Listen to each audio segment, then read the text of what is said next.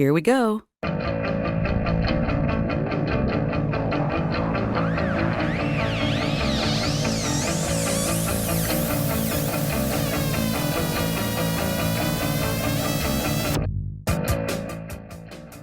Hello everyone, welcome back to the I've Known You Too Long podcast. I am sitting here today with someone I wasn't sure I was ever going to be able to get on this show, and I'm so excited that it happened. The reason why I thought this person was never going to be on the show is because they live on the opposite side of the earth from me, and it wasn't even a certainty that we would ever be in the same, well, it's not hemisphere, it's just on the other side of the planet.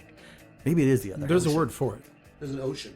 There's an ocean in between us. What's the word when it's not the bottom half of the world, but it's just the other side of the world? It's not hemisphere, right? Well, it's flat, so It's not the catcher part of the world. It's the pitcher part of the world. I'm sorry. Wait, if it's flat, you're just far, far, far on the other side of a large round plane.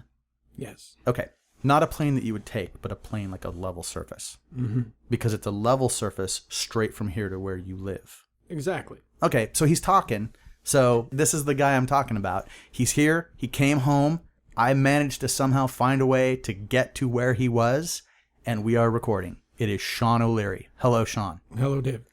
You seem very excited to be here. Oh, I love the podcast, though. I do like you do comment on the pod. You don't just comment on this podcast. You comment on my other podcast, which we don't mention quite as often, which is The Token Asian. Oh, I mean, I like to laugh, so. You said that you almost wrecked your car listening to that. Yes. Which is a huge compliment to me. Mm-hmm. And to Matt and his various neuroses. I know it was Matt that was making you laugh, not me, and that's fine, but I put it out so I still feel like I can be complimented. Oh, sometimes you being the straight man is I don't know, is more funny than Matt, because you're just trying to rein it in and actually get some coherent babble out of him. But I think it's fun that the thing that we just do in life comes off like I'm being the straight man. Like when we drive around in my car, it's a better show than what gets recorded. Matt wants to do a thing called Token Asian Takeout, where we put you can laugh right at the mic, where we put GoPros in my car and we just drive around the city and Matt makes comments and I basically talk him back off of them and he calls it Token Asian Takeout. do it. I really want to do it, but it's more pricey than we can do. So at the moment on our budget. Anyway, so the whole reason you're here is because I've known you too long. Yes. And you're not the first person that said that about me. My wife says it to me all the time. Well, that may not be. I mean, she doesn't do a show called that, so that's sad. I need a sad clown noise. Morning zoo guy. Nope, not gonna happen. Okay, we have a morning zoo guy in the room, but he's not. This isn't really a morning zoo show. He's not there with the effects quite yet. But you can't do a sad trombone. There we go. Wait, hold on. Let's do an isolated one so I can add it in when I ask for it. Pretty good. I won't use that on this show. I'll just use it in the Token Asian. That is Bill Baker, who is also in the room with us. He's done his own podcast episode, but he's also known Sean for a long time, and he's going to chime in at some point. So, Sean, when did we meet? Well, I had the idea I was thinking about, because I know you're going to ask this question. I thought, well, what we could do is, I count down 3, 2, 1, and we just say ba-da-ba-da-boop, and we say the place where we met. And then ba-da-ba-da-boop, and I say the year that we met. Okay, so I'm not going to get the year. And the place... I might even be wrong. The place is questionable. But when we met, there's a place that we're both going to remember. Absolutely. Okay, and it's... 3, 2... Hold on. I'm thinking about that, how many words it is. It's Okay, does that agree with you? I'm doing... Okay, so let's say it. You want to do countdown 3, 2, 1? Okay. 3, 2, 1. Heather Dyer's attic. Garage. You got that was totally wrong. You said Doc Ock's garage. I did. Which is where we put on shows in Bellingham. Yes. We met in Heather Dyer's attic. For real? Yes. That's kind of creepy. No, we didn't. We met at, I believe, Tony's Coffee. No.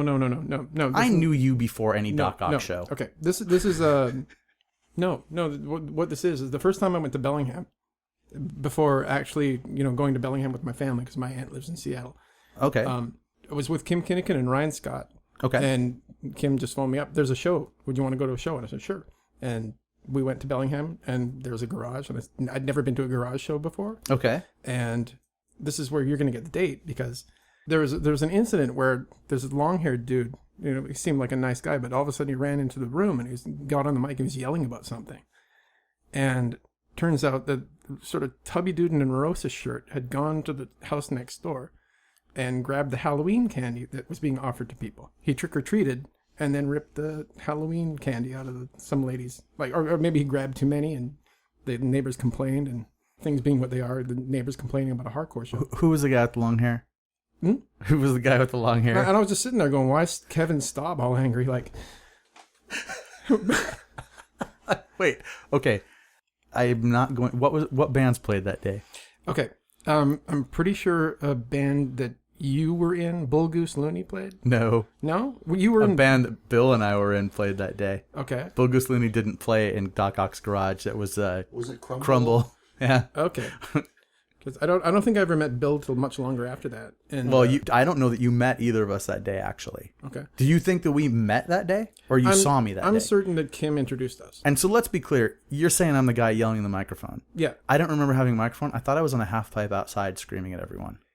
See, And I don't really remember this. People have brought this up to me over the years. I don't really remember yelling at everyone, but I know I yelled at everyone. Yeah. And it was, you were angry about the causing problems with the neighbors, and, you know, the show might get shut down. And I don't like people looking at me in crowds. Yeah. So the idea that I did that willingly, angry, really freaks me out a little bit. I mean, And I don't totally remember. I can't remember a word I said. I remember people telling me what you had said and what had happened. I'm like, oh, that guy's right. So, Oh, well, that's nice. So you met me angry. no, because I'd met you, I was introduced to you, and I'm like, oh, that guy seems nice. So Did I meet you after you got angry or before you got angry? I don't clearly remember. Okay, so here's why I said Heather Dyer's attic. Because, and I may be mixing up meeting you for the first time with meeting Parge for the first time. Okay. And I think what happened was we were at Tony's Coffee in Fairhaven. Yeah. That's a place you know.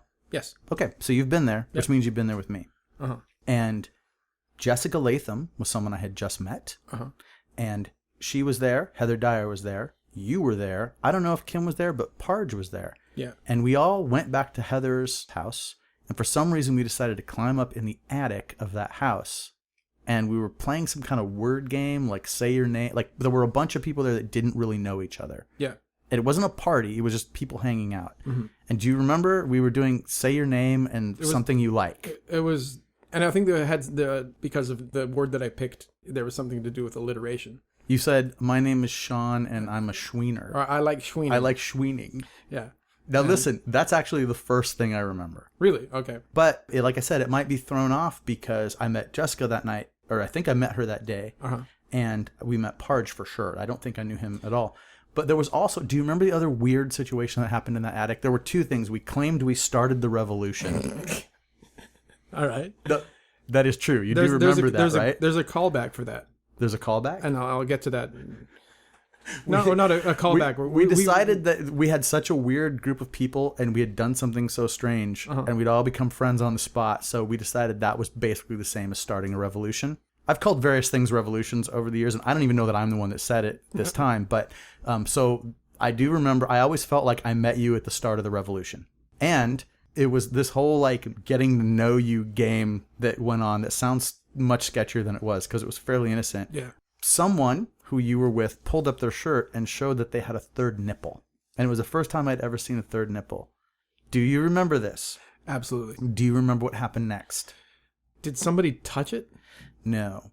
Maybe someone did, not me, because that was freaky. I'd never seen such a thing, right? But so everyone was like, whoa, I felt like no one had ever seen someone with a third nipple before, other than maybe you, who already knew. He'd actually never shown it to me, but I did know about it. Oh, he just heard about it. So that was a real bold thing for him. I'm not naming him. I don't think it would be blowing up his... It's not fair. But there was another guy who none of us really knew who was with somebody else in the room. And they went, hey, guys. And they pulled up their shirt and they had one too. Okay. So in a group of like 8 people in this attic, one dude like revealed his like secret that he had a third nipple. And then one of the pulled up his shirt and he had one also. And it was the beginning of an incredibly surreal time in my life. All right. And you were there for it. Well, I'm glad I was there for that. So while you may have been around at things that, I'm sorry if I don't remember that night when I was screaming, because I was probably so embarrassed afterwards that everything blanked out, right? But I definitely remember you, like strongly, solidly remember you from the night in Heather Dyer's attic. All right, yeah, and well, that was actually a time when Parch and I hitchhiked down to Bellingham. Specifically, probably we were both single. Like, hey, I hear there's girls in Bellingham. I think we were just trying to, like, I don't know. Oh, so you totally did what you intended to do. You went to the coffee shop, Tony's in Bellingham, which, by the way, you went to the right place. Yeah. And you met up with a table of girls. I just happened to be sitting there and said, hey, let's go do something. Let's go back to your house. I don't think those are the words that were said. I think maybe there was an invite rather than, but... No, there was probably an invite, yeah. But because you were making a good impression. You had a bit of an accent. You were saying funny Canadian things. I hope so. No, you were. Definitely. And I'm like, it kind of, if I remember right, it was like everyone on the table got up and then somehow we picked up a couple stragglers, which is where this other guy came from, I think. One question about that coffee shop, because you buy one coffee and it was bottomless and that place was full of people. Did that place go bankrupt? It's still open. Really? Yeah. Do they still have that policy of bottomless coffee for any hippie? There were all kinds of times where they would they had to tread a careful line there because they didn't want to lose all those people. Yeah. It was the place to go, right? It was Tony's Coffee. But at the same time, they didn't want 100 punks hanging out in the courtyard. So I think they did end up instigating like you have to buy something. But then what you could buy was bottomless coffee. Right. And they put a fence around so there was an outside seating area. So as soon as it was spring and summer in Bellingham, that place was, for maybe a year of my life, I would just get off work and just go to Tony's. Like there would be people hanging out and get involved in some asinine conversation or just run into someone I hadn't seen for years. Yeah. So for me, that's where I remember meeting you. Okay. Now say the year, like 3, 2, 1. Oh, hold on. Can we do that again? Okay, do 3, 2, 1 again. 3, 2, 1. 91. 1991. Okay, good. For sure. Well, I know for sure that... I have ways of gauging that are just embarrassing. I'm not going to say that on the podcast. I mean, yeah. Because I moved to Vancouver in 1991, and I met people in the hardcore scene in Vancouver in around March, April, and May. Then made friends with them over the summer, and then got involved in putting on shows with the Just Quest Co-op, which is the thing that Kim started up. And that's when we, come to Bellingham with us. So I think that was October. Pretty sure. Certain. Bill, what show happened in October in Bellingham that was close to Halloween? Was it October 29th? Was it Bar Shock? Yeah, it was the Bar Shock show, I believe, because the regular Garage Shock always took place over Halloween weekend. That sounds right. Mm-hmm. Who else played? It was supposed to be not Far Cry. Oh, was it the Born Against show? Or no, it wasn't Born Against, Downcast, and Rorschach, which happened in that same garage. Right, in the same month almost, I think, too. And it wasn't Sub Society. That might be what it is, because I remember that name. But what I remember most specifically, that might have been 1007 playing. I know I've seen 1007 there. It might have been, there was a 1007 Undertow show there. Yeah, but that was my second show there. And it would have been, so if our bands played, it would have been Crumble. No, we were called Fragment at the time. Or Fragment. Whatever Crumble to name Fragment. we were given at any given moment. Yeah. But it would have been a smaller show. Was that also the show that the band with Scott Keith played and Greg Anderson? No, that wouldn't have been. But there's one thing the that... Payne's Gray show or... Let me say Failure or whatever they were called. No. And I don't know, did that happen? Did Greg play in that garage? Yes. I've never seen Greg play in the garage. But... However, the one thing that sticks one reference that sticks in my mind is that the first band that we saw... Anger Means. Okay. Anger Means played that show. They played the Bar Shock show. Okay, I'm just remembering the flyer. Go on. Oh, okay. I really believe it was a bunch of local bands, and there's one band that sticks out, because the drummer was really, really good, and he was just a young kid. He might have been in high school still, and I was really into the Bad Religion No Control record at the time, and that drum beat, boom, and he was really good at that beat. Oh. And he also had a white shirt with the handwritten Greg Graffin on it. Mike Mitchell. That was probably Mike. That was a guy in our band, right? Okay. Mike Mitchell. Yeah. Okay. So I'll get him on this podcast one of these days. That's going to be a trip. It's going to be fun. I have photos, I think, of Mike in that shirt. I have photos up on, I believe, on the page for your podcast, Bill Baker, that have us at that show. So there's probably already pictures up from the show. I'm probably in one of them. Hold on a second. Let's pause for a minute. All right. So what we do is once we determine where it is, and I think we've come close enough, I'll agree with you that we met at that show and that which is probably Barshock 91, Mm-hmm. but that because of what was going on in my head, I don't remember it as clearly. But I do definitely remember a whole event with you shortly thereafter. Yeah, and that would probably have been in... No, I came down the first time in October, probably came down in November with Parge. We hitchhiked down. This sounds right. Okay. So what I want to know, as I always want to know on the show, is what put you in my orbit, or what put me in your orbit? Why did we come together in some way? What happened in your life that made you grow into this person that would have met me? Okay, well, Who are you? You're talking about my connection to the hardcore scene specifically. I want to go all the way back. We'll come up to your connection to the hardcore scene. Cool. Where are you from? I was born a 5-minute walk from this house we're in right now. This is the Vancouver General Hospital. Oh, we're on Oak Street in Vancouver. Yeah, Oak and 20th and the VGA, or not Vancouver General, it's a BC Women's Hospital, BC Children's Hospital rather, which used to be called Grace Hospital in 1971. Okay. And lived at 8217 Patterson Avenue, which is right Patterson Marine near the Krishna Temple that has had hardcore shows. Okay. And lived there till I was 11 years old.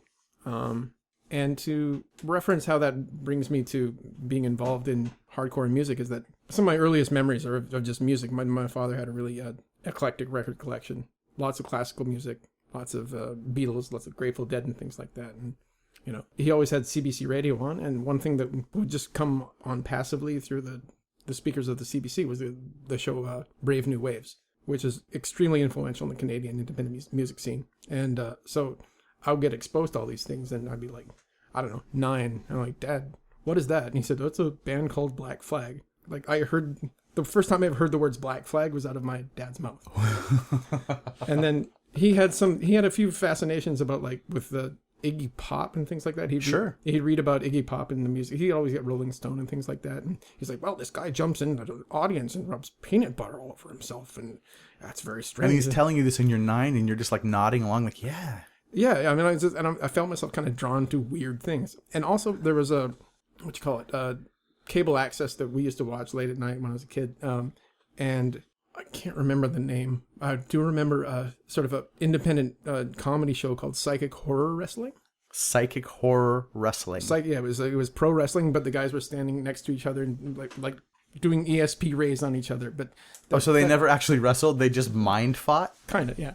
That's a good show. It's stupid as hell. But what they do is they play videos, and I'd see the Ramones, and I'd see XTC, and going back and becoming actually a big XTC fan currently, but I thought that making plans for Nigel was like, whoa, this is really intense. And you are an XTC fan currently? Yeah, I love XTC.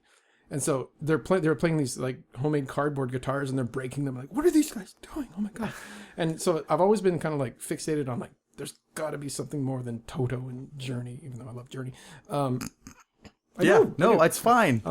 A lot of people would say they love Journey. Yeah. And so, yeah, I've just always been interested in that. And so from there, when I was 11, we moved to Vernon, and I was Vernon is a city in the Okanagan, and I didn't have any friends. I was kind of an outcast. And Okanagan, that's east of Vancouver. How many 100 miles?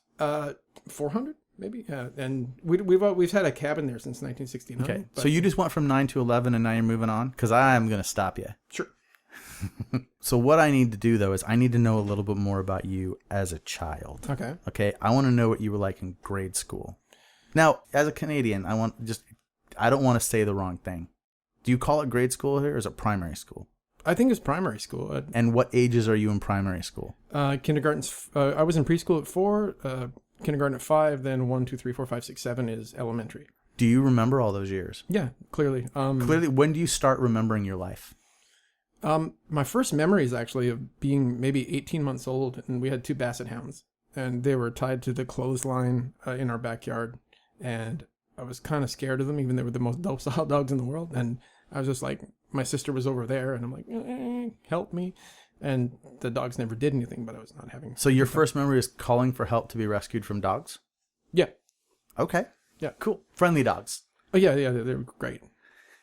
And then, okay, so you remember all that time well? Yeah. Did you listen to music when you were that young? Or do you start with music when you're 9, like you mentioned? No. Like I said, my dad had this huge record collection, and I think my first memory of music is like stuff like they're coming to take me away to the funny farm. Oh, he was listening to crazy stuff. Yeah, well, Not crazy, my but- uncle lived with us at the time. My uncle Lorne, he's about probably 15 years younger than my mom, and when he moved out of the house, he lived with us for a while, and he had some crazy stuff. It's like Dr. Demento stuff. Yeah, and he was also a big Chicago fan. So we had the first Chicago Transit Authority record in the house all the time. It's got some crazy, like, Jimi Hendrix-esque stuff on it. If you've never heard that record, it's kind of strange. I don't know that I have. Yeah, There's one old Chicago song that I know before the Peter Cetera era, and it's the one everyone knows. Which 25 or 6 to 4. Yeah, no, Chicago did some really, like, left-wing kind of almost like a lot of anti-Nixon stuff. Oh. You should really look for the song, A Song for Richard and His Friends live at Carnegie Hall. And it's just like, hi, we're going to play a song now, hoping Richard Nixon will quit. And they were quite political at that time. Anyways, but the first thing I heard. So you're saying that kind of Chicago was kind of the Pussy Riot of America?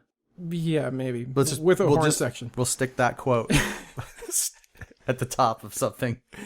I think there are people that were more radical than Chicago. Wait, hold on. I make that statement on your behalf, and you clarify by saying with a horn section? Does Pussy Riot not have a horn section? What? I don't understand. No, I just feel like you should have objected more. All right. Anyways, another thing that really sticks in there is Sgt. Pepper. Like, my dad would put that on, and I'm like, whoa, these guitars don't sound like guitars. They sound like magic things. They go bring, bring, bring. And I had that experience. We ended up, for some reason, with that record in our house in grade school. I brought it to my music class at Alderwood Elementary, and the teacher played it because I think the teacher was just excited that someone brought the Beatles. Yeah, and we also watch a lot of Saturday Night Live in our house. So the B-52s record made it into our house, and the Rock Lobster and all that was really big. Okay, so you liked Goofy. Yeah, I like the Knack too. I still love the Knack. Yeah, what's their other song? The My Sharona? No, that's not what I asked you. What's the other song? Yeah. Good Girls Don't? Oh, there is another song. That's what the little girls do?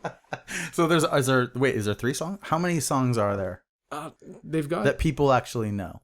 I think it's My Sharona, Good Girls Don't, and Your Number or Your Name.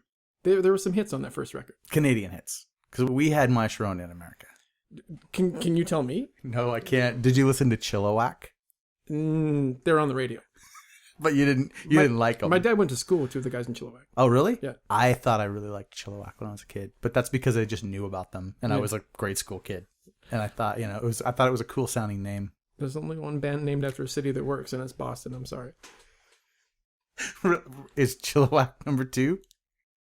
The other ones just don't even. They don't rate. There's no scale. Chart, no, even okay. Chicago. I'm sorry. I didn't even know that I had a snide comment to make about or what was the band? The Knack. I didn't know I had a snide comment to make about the Knack until you brought them up. We might have to fight if you do. No, I love the Knack. I remember really liking that song. I roller skated to that song a lot when I was in grade school. Yeah, that was a roller rink type song. It's got one of the most badass guitar solos that's ever been recorded, and the sad thing about it is the radio version, they edited it out because it's really, really long. I would probably not like them if I knew the real version. You don't like guitar? You can't add a guitar solo to anything and make it better for me. Leads. You're gonna have to agree to disagree on that. Oh, we absolutely can. This isn't a podcast about I have good musical taste, because I don't. But I know what I like though, and I've never been a big guitar solo fan. Yeah. Well, you're a guitarist though. Yeah. Okay. All right. By the way, I just want to let everybody know that I'm not alone in this room. There are 3 other people in this room, and in the last, I would say, 2 minutes, I got some of the darkest, angriest looks I've ever had from these people that I've known. Except they don't know this intern, and that made it weirder because this Canadian kid just like stared daggers at me. So I know I'm alone in this world. I don't really like guitar solos. I think they're like musical masturbation. I was just thinking still about how Tarantino wanted to use My Sharona for a specific scene in Pulp Fiction because he thought it was a good beat to match the visuals that were going on the screen, but I won't elaborate. What you mean you won't elaborate? Well, he said it was a good butt fucking beat. I mean, everyone knows that. Well, just saying. And I was just kind of trapped in that thought for a moment. Thanks, Bill. I'm actually glad I know that now. Thanks. Yeah, see, by the way, you did what you're supposed to do. You pulled us back into safe territory for me. Thanks. Thank you. So you're in grade school, you're listening to music, Yeah. and it's just like radio music, what they were playing up here. What other kinds of things did you do in grade school? Did you have anything that you like gravitated toward? Were you a sports kid? Were you, did you get in trouble a lot? I hated sports. I've always hated, especially team sports, because I'm not a very coordinated person, and I just generally don't get along with people, except maybe on a small group. Like working as a team is something I've never been really good at. Right on. And I'm just very uncoordinated. And all my uncles were like really, really excellent hockey players.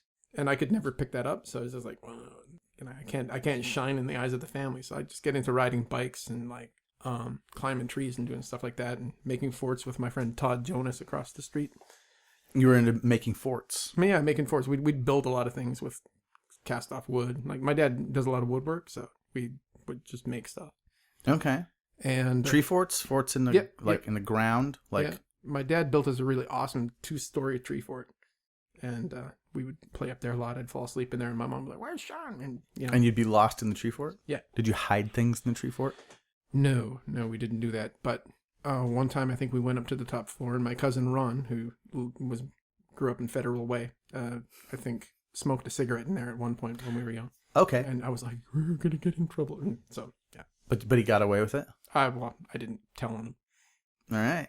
I do think if you're going to have a tree fort, like something has to happen. Like you've got to have some kind of life experience there. Yeah. All right. So before we get you completely out of grade school, because I really like to like make sure I get all the angles, because sometimes something will come out later. I'll be like, don't you realize you said this happened? So what about like, did you have like girlfriends? Were you that kind of a kid? Not really. I think I was a fairly hyperactive child. I think that's something I've realized a little bit more in my, like, looking back on my childhood now, I think that a lot of my behavior, any social problems I might have, is from kind of a hyperactivity disorder and like, I don't know, maybe ADHD or something. But because I remember being taken to a specialist named Dr. Chu, and I was supposed to draw pictures, and then he talked to my parents about what I draw and stuff like that. And yeah, I don't know. So that wasn't in the picture back then when you were a little kid? Because some people definitely like, are doing like all kinds of like romance type stuff in grade school, which is so funny to me, especially when you think about what kids are like now. They're just such babies. No, like I was actually like, I think I was girls are you until I was maybe even 14. Like, okay. Yeah. So no, I never got into any of that stuff. What about fighting?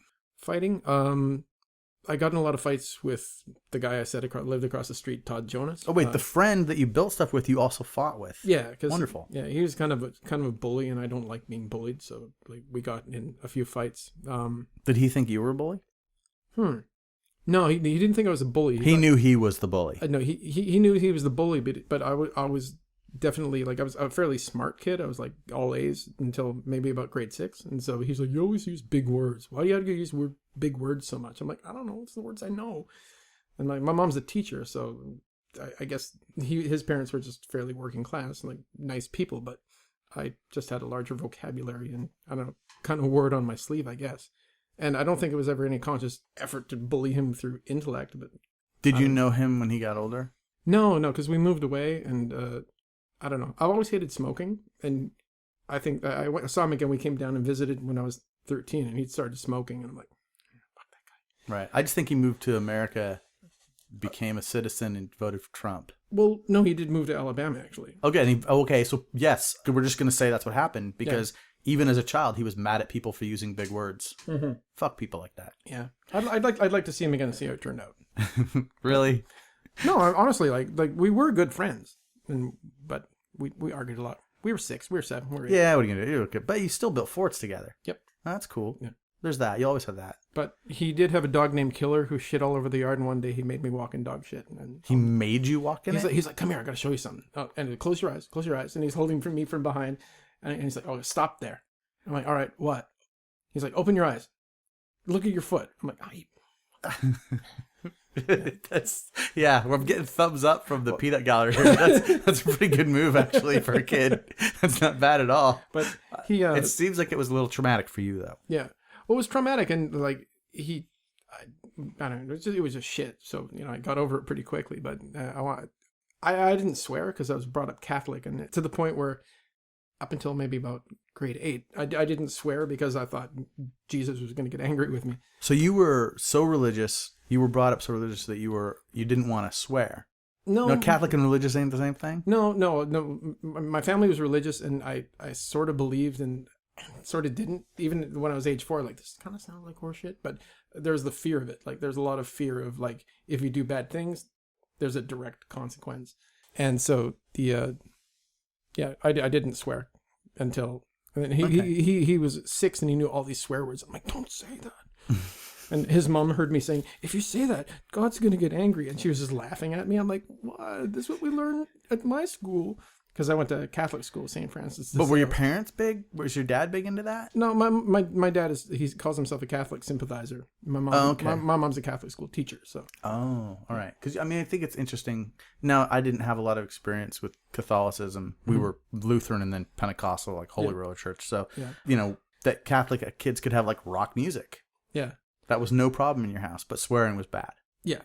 And I think that it's a little big influence of my grandmother. Like, my mom's mom is really not into anything foul language and really big on manners and stuff like that. Really strict. Like, great lady, but like, it's kind of hard to be around when the rules are so strict. Did you see yourself as kind of like a Cyrano de Bergerac guy where like you knew the smarter word to like insult the person? Is that... No. That didn't... No, I just in that situation, I would use words that I knew, and naturally, because I knew them and I read a lot of books. And he didn't know those words, and so he thought I was making fun of him. I'm like, no, it was innocent. So okay. So then you move. Were you in grade school when you moved? How old were you when you actually went to Vernon? I was 11. We stopped grade 5, and my dad worked in the lumber. He first worked in a particle board mill down on Marine Drive in Burnaby, and then we had that cabin in the Okanagan. The Okanagan's beautiful. It's kind of a lot like Italy. This wine country and orchards and stuff. It's really beautiful, and it doesn't rain like it does in Vancouver. And my dad was born in Vancouver, and he just hated the rain. So we moved up to the Okanagan when I was 11 and started school there, and starting a new school in grade 6. So you started school, was it junior high? No, that would still be elementary. Oh, elementary. Yeah. Okay. And I really didn't like the school, and the people really didn't like me, and it was quite gnarly. So. Oh. Yeah. Was it a bunch of Doukhobor kids? No. Were you living out by the Doukhobors? No, that's Kimberley, I believe. Kimberley is that even further? Yeah, that's sort of, BC has the sort of like diagonal thing on the right side. Okay. Kimberley's down in the corner somewhere. Right, and that would be like the corner of Washington State. Yeah, that's the Kootenays. Oh, okay. That's where those I'm obsessed a little bit with the Doukhobors. Oh, because they're weird nudist Christians? Weird nudist stabby people. What? Well, there was a lot of stabbing on... there was a lot of murder on the Doukhobor, like in their town, in their village or villages. I don't know how many there were. In Canada or in the... In Canada, but they were outwardly... So, in my readings of the Doukhobors, I have found that amongst themselves, they took care of stuff. Weird. Yeah. So apparently they had a real violent crime rate, but not to outsiders. They protested nude in the plains in the cold. There's old pictures you can find. Wow. Do you know that they did mass nude protests? I knew about the nudity, but I didn't know it was a protest thing. I thought it was just like a hippie thing. I thought they were weird hippie Christians. No, they protested nude against like the government. Okay. And then there was a song called "Do as the Doukhobors Do." I was hoping kind of that you would be close enough to them that you would have had new information about the Doukhobors for me. My degree is in Canadian history, and I don't even know about this.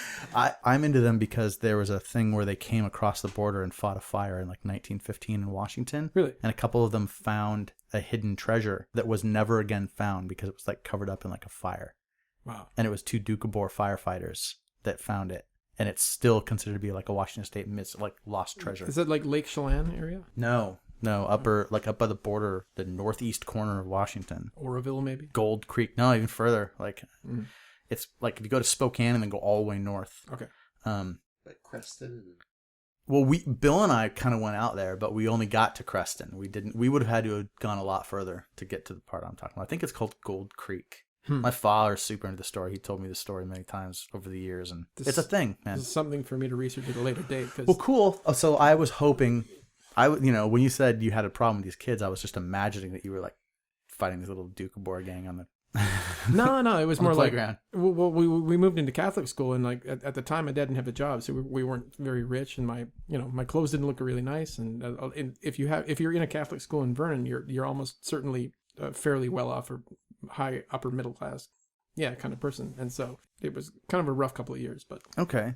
So, and you're in Vernon. So I want to let people know I've been handed a couple of pages of questions by someone who knows a little bit about you. I don't know what these questions are, but I don't know how I found out so much. I was told that I needed to ask one of these questions once we got to Vernon. So Here it is. It says, ask him about the bun weirdo. I'm sorry, I think I just spit on you. No, the bun weirdo is actually that's a guy from Kelowna, actually. Is it bun weirdo? Yeah. It's Kelowna. No, it's bun wacko. Oh, bun wacko. Yeah, and that's clarified. There's a YouTube video from CHBC News in Kelowna, and there's a guy I know. His name was Sandy Plotnikoff, but he had it legally changed to Sandy Ego. And it's a guy we used to skate with in Kelowna, and he's just one of the Kelowna guys. And he's kind of he ended up being like a North Vancouver guy. Like there's a North Van skate crew, like people like around Rob Sluggo Boys and all those guys. And believe it or not, these are names I know. Okay, and what's the other guy? Moses Itkonen, I think, is part of that. Don't think I knew that guy. I knew some of them by face and some of them by name. Not as young as Colin McKay. Colin McKay was in that too, and I think he ended up being somewhat friends with him. Okay, but this is the thing. He's kind of he's an artist. He's a visual artist, and he's done gallery shows in Vancouver. But when he lived in Kelowna, there were more pranks than. Do you know the Research Pranks book? Yeah. Yeah, it's one of my favorite pieces of literature. And we knew him, and so we saw this thing on the news, and we're like, no, that's got to be Sandy. Because we knew him, we lived in Vancouver, and this happened in about 1991. What he did is there's a city-sponsored Easter egg hunt, and they put the Easter eggs out at night, the city workers, and he went at night and took every single Easter egg from the park with a bunch of friends. And then, I can't tell the story without laughing. No, you can laugh, it's fine. He dumpster dived 1,000 little crusty rolls and then printed out in like what's the font? The regular Mac font. Just the word bun, and then he pinned it to the bun, and so he put them all over the park in place of the Easter eggs. And so when people showed up for the damn Easter egg hunt, there were no eggs, just buns with pins in them. And I guess it was a thing that there's not a malicious bone in this guy's body. He's not a bad person. It's just like, how am I going to fasten these things to these? What if it rains? I can't use glue. Oh, I'll just use pins. Not thinking that, when your mom checks your Halloween candy, she's checking for pins that you're going to chew on. And so the police and the news took it really, really seriously. Like, because someone was hiding food with pins in it that could hurt the kids' mouths. The only intent with the pins was to make sure that the word bun was affixed to the bun so the kids knew that it was a bun. But then he also put signs with arrows and buns all over the damn park. Okay. So that was one question of, it looks like 10 questions on here. That's a Kelowna thing. That's a Kelowna thing. That wasn't Vernon. Yeah, but you can YouTube that story is on YouTube. Oh, so this is okay. So yeah, we'll get that on your page. There's a page associated with these podcasts at nobodiesknows.com. Yeah. And go look at it, and we'll find a link if we can, and we'll put a lot of these things that Sean is talking about. We'll get them up on there. Oh dear. Okay, so look, you're in Vernon. Mm-hmm. You're 6th grade. It's bad. You're not getting along with the kids. What happens after that? That's around the time that one of the things I really remember, but when we first moved to Vernon, is that Much Music started up. Much Music? We didn't have any access to MTV, so so that's Canadian MTV, right? Yeah. Okay. And if you got the really, really expensive pay TV, maybe you could have got MTV, but no, I had no access to. I don't know when Headbangers Ball started up, but so let me tell you something about Much Music. Sucks. No, it's not. It's not that. But I don't think in my mind, there's almost nothing that sounds more Canadian than Much Music. And the reason is because no person other than a Canadian ever said Much Music to me. So I always heard it in a Canadian accent also. I think there was a fight in the boardroom where they were like, well, why can't we call it many musics? Or multiple music?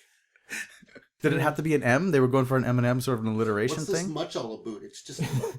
See, nobody ever does that right, though. It's not a boot, it's a bout. It's like it's not an OOT, is an EUT. Listen, and so that's Wait a minute, but hold on. Are you telling me that it's going to sound the same across your entire vast land? Because we don't sound the same on the West Coast as we do on the East Coast. Actually, we say about in Vancouver, but people in Toronto say about, and it's even more. It's more of like an Irish thing on the. So you're saying there's nowhere where they say a boot? Because they literally make fun of a boot on Letterkenny, which is a big show for you Canadians up here. Well, you're not a Canadian anymore, are you? I think of Toronto as being fairly dominant in our culture, and that in Toronto it's more of an about. Does Toronto set the accent? I don't think so, because I don't know. I was excited there for a minute. I thought I learned something. I don't think anybody in Canada actually says a boot. Is Letterkenny a Canadian show? Oh yeah. Oh, okay. But only Americans that I know about it. All my Canadian friends don't know about it. Yeah, and they have access to it. We have to bootleg it. I could be wrong, man. I don't know if you'll be here long enough. When do you go home? I go home on the 4th. Oh, maybe you will be here long enough so to. You're saying we bootleg it? What's that? What'd you just say? Never mind. Wait, hold on. Peanut Gallery said that one fizzled out. The one fizzled out? Yeah, it blew up on the pad. But I didn't even hear what... The thing about it is that, like, my hearing kept me from hearing that, Bill, but I have it recorded. I'll be able to go back and find out what it was. I said, so you mean we bootleg it? Jesus.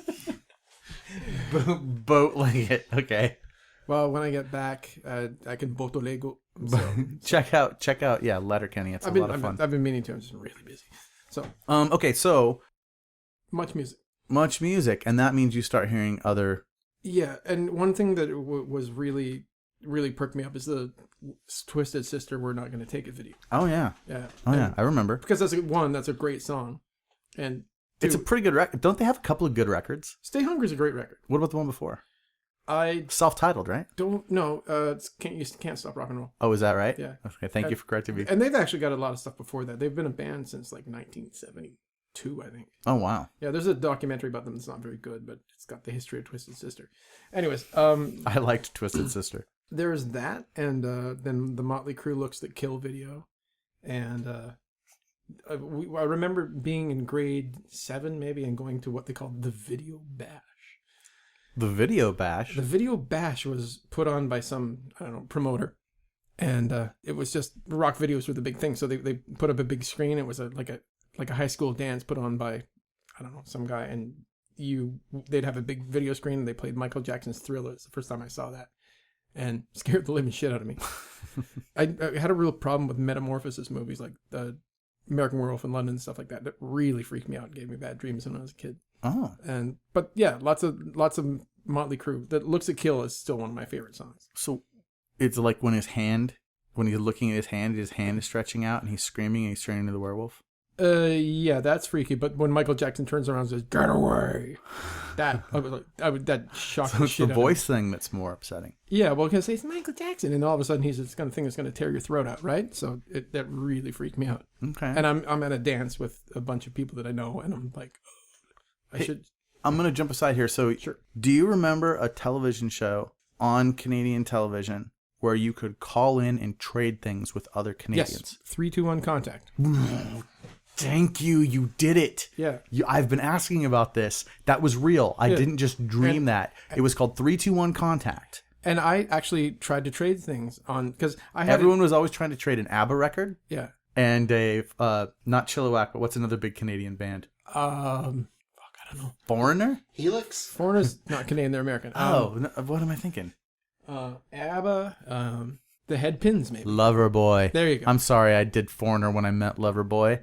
I realized I'd made a horrible mistake. People were always trying to trade a Loverboy. I mean, it was like 8 tracks. Oh. It was way back when. Funny and story. So was the idea that they put up on a board and then they tried to have people call in to match, I'll send you my Loverboy 8-track if you send me an ABBA 8-track?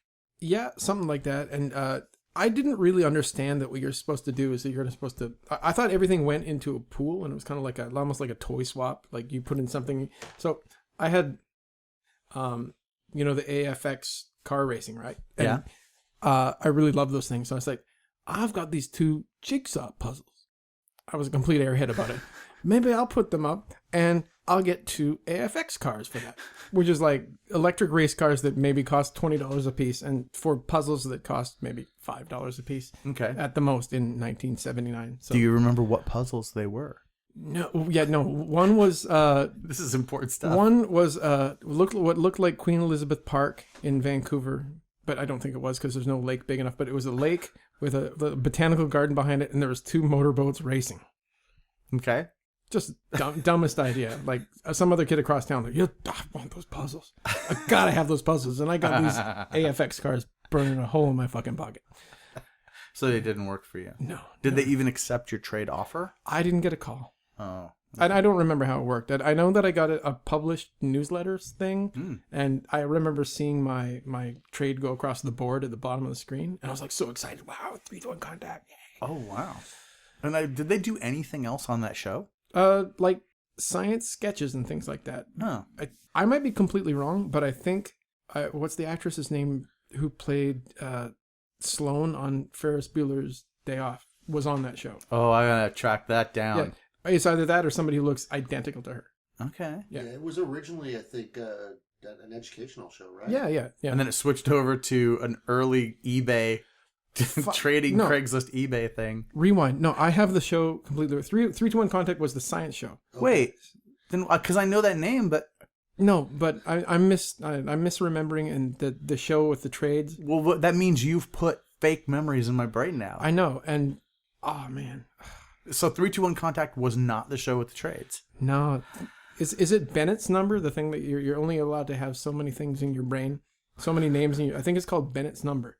And you can only remember 200 names. Okay. And then you have to go back to the nether regions of your hard drive. So this wasn't important enough for any of us to remember what it was called. God damn it. Because I watched it all the time. You know you'll remember in 40 minutes, so you can just blurt it out in the middle of whatever we're talking about then. No, you'll say something to access it. You will. I don't think it's going to happen. I'm sorry. Okay, but if it does, it'll be a nice callback to this. But So. it always came on after Battle of the Planets. Oh, that's cool. Yeah. I never understood Battle of the Planets. They had bird. It was Gatchaman. They had bird visors. Yeah. And they could fly or they could just float down. What could they do? I don't really remember, but what I know about it is that the Japanese version you can watch on YouTube. The Japanese version is completely different. The stories are completely changed, and of course the voices are changed. You got Casey Kasem as Gatchaman, but there's one they show side by side. There's one where I think humans turn into robots, and in the Japanese version, it's a really spiritual thing. Mm-hmm. But the American version is really like the Russians are coming to get us. Like the story is completely different. It's really fascinating. So okay, gotcha. All right, so we've swerved all around, but much music was the whole point here. You started getting into music. Did you get into skateboarding? Not at that point. I was BMXing actually. You got into BMX. Yeah, I really love BMX. I was never any good at it, but Did you have what kind of bike did you have? I had a Canadian Tire Wildcat. A Canadian Tire bike. Yeah. Okay. Yeah, which would be, I guess, a Huffy in the States. Sure. And I always wanted something like a Diamondback but I had a paper route, and I also collected comics, so my money was going out of my pocket, and I was never saving my money up. I was buying X-Men and New Mutants and stuff like that. And here's the thing. I understand that because I wasn't buying New Mutants, but I was definitely buying X-Men. But yeah, I never could put together enough to buy a good bike. Yeah.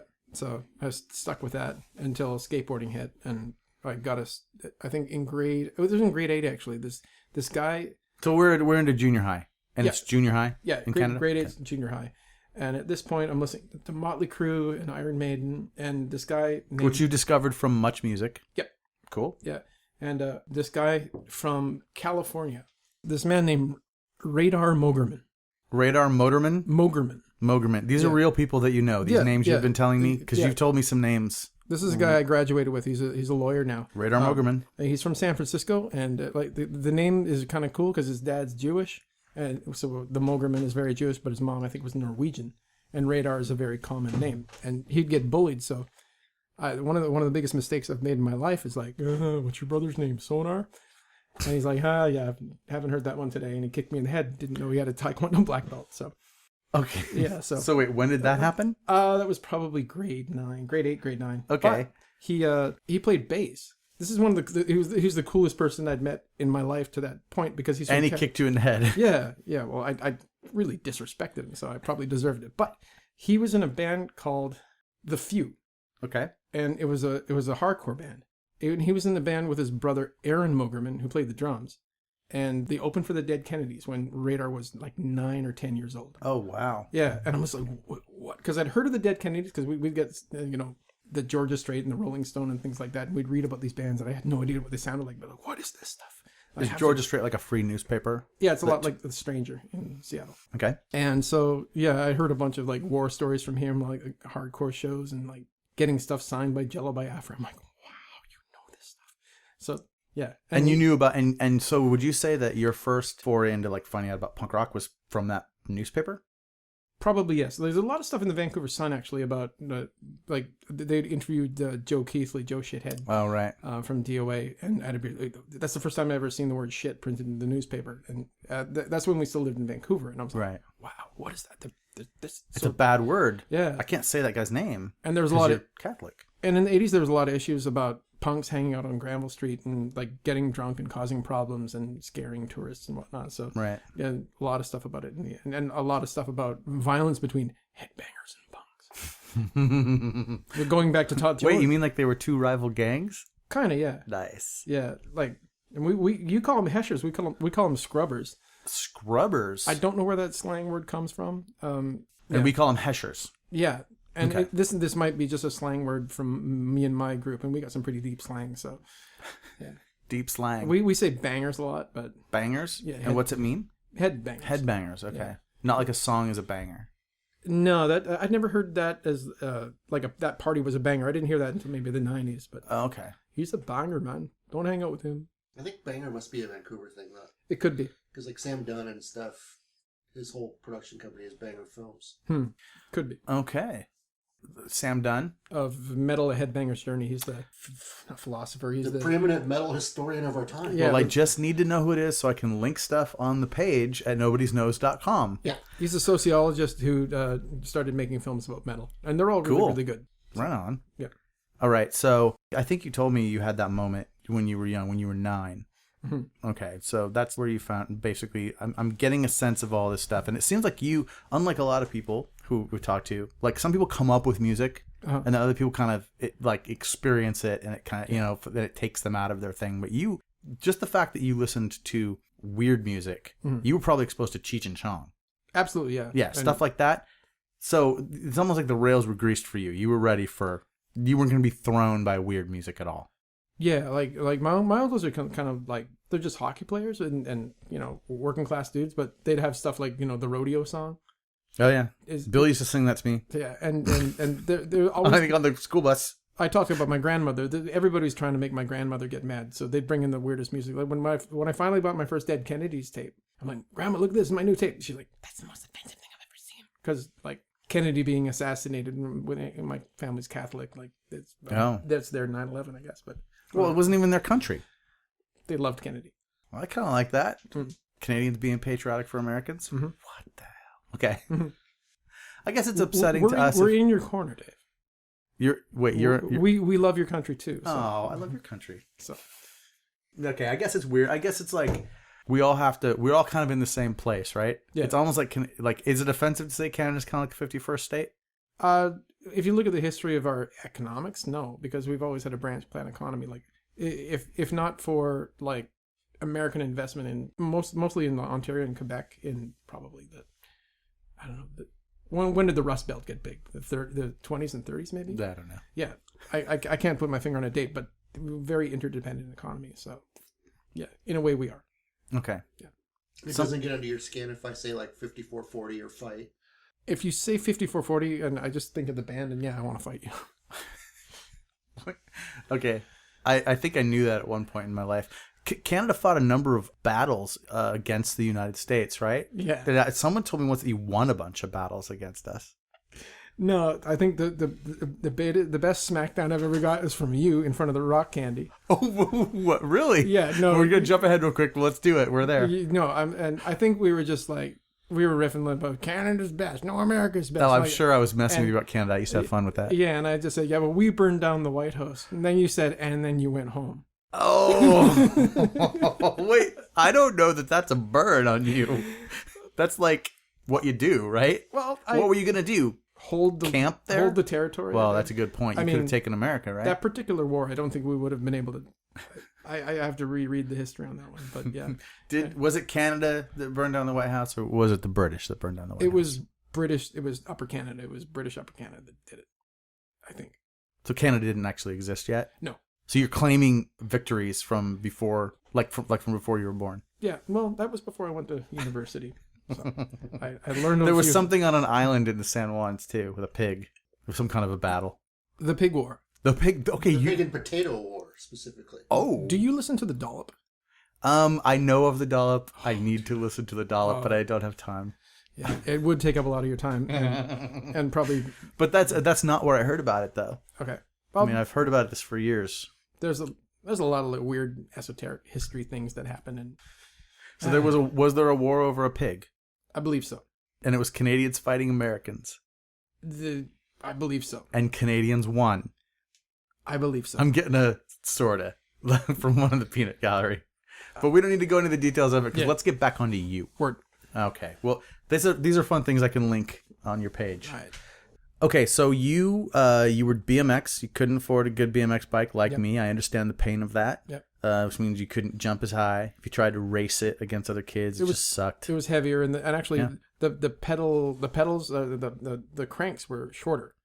Mm-hmm. So there's less torque, and I couldn't go as fast as my friends who had Kuaharas and things like that. Kuaharas, yes, absolutely. Kuaharas, Diamondbacks, and I really wanted an SE racing. But you did get into skateboarding. Yeah, I did, and I bought that board from Radar Mogerman, and I kept at it. And tell me, what was the board? It was a 1981. I got it in 1983, I believe. Okay, so it was a couple years old. Yeah, and it was a Caballero. So it was an old Caballero. Yeah. Before they extended the nose, it had wheel wells. In the front, and it was just like that pig-shaped thing, right? Really, really short nose. Really short nose. No concave. There's a little bit. A little bit concave. Yeah. What trucks did you have? There were Indies at first, and then I got Gull Wings.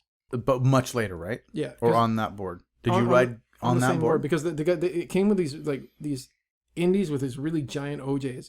Like it was really kind of vintage, and it was not cool at the time. So I got hooked up with some Gull Wings and some Kryptonic Slammers, the 85A Slammers. Because 85A. Yeah, and the thing is, a lot of the pavement in Vernon is really shitty. So that you needed that. I always liked the softer wheels. Yeah, like I never went above 92. 85 ended up being too gummy. Yeah. I needed to be able to really force it into a slide. You know what I mean? So 92 was where it was at. Yeah. But then the next board I got... OJ2 Streets. That's what I read. I got the first Bullets. The Bullet 62. The crazy big ones. No, I had Bullet 66s later, but the first Bullets I got. Then there were green 97A Bullets and Thunder 170s and Buck Smith Sims. And that board was awesome. And were you able to ride in the parks up here? No, because I didn't live in Vancouver. You were in Vernon. You didn't come back over to Vancouver. No. So you were in Canada, but you were in a place with no skate parks. Yeah, we actually lobbied the city, and in 1987 we got our first mini ramp. That was kind of cool. So we rode that a bunch. Awesome. But at the time I didn't have my license, and it was really far from my house, so I mostly did skate street, rail slides and whatnot. Cool. And there's a theme with that because it's the Okanagan. Like we didn't get much skateboard. We didn't actually have a skateboard shop. There's a BMX store that had some skateboards. Yeah. And then we'd go to Kelowna, which is about 45 minutes away, and they had a Island Snow. It was a snowboard and skateboard shop, and they had a ramp in the back. We'd go down there sometimes. And yeah, the Vernon didn't actually get their own like a concrete skate park until about 1995, I think. When they were springing up all over the place. Yeah. And when the shitty ones, the hastily built ones, were springing up. But yeah. Yeah, so we skated a lot of jump ramp and stuff like that. And learned method airs and almost broke my ankle. Yeah. Yeah. But yeah, we skated. Would you say you got good? Could you do a kickflip? Yeah, eventually. Yeah. You could land them. Yeah, I not until I was at like older than 20 though. Like right. I've never landed one. When you finally catch, could you do it now? Maybe. Maybe. Will you say when you finally catch one? You said when you finally catch one. When you finally catch one, like you can do the ones where you land and the board lands before you and you land on top of the board. That's kind of, oh wow, I did it. But when you catch one with your feet and you're still in there, that's one of the most satisfying feelings. So dope. I'm so angry. I'll teach you. I don't know. I might be past that time. I'm not sure. Okay, so that's definitely something I like to check off. We've got your whole board set up and then what you rode later. So that's good. For my own personal, I need to know. Yeah. That's just how I do it with skateboarding. Okay. When did you discover what... Well, was there a point in time when you decided I'm a punk rocker? Yeah.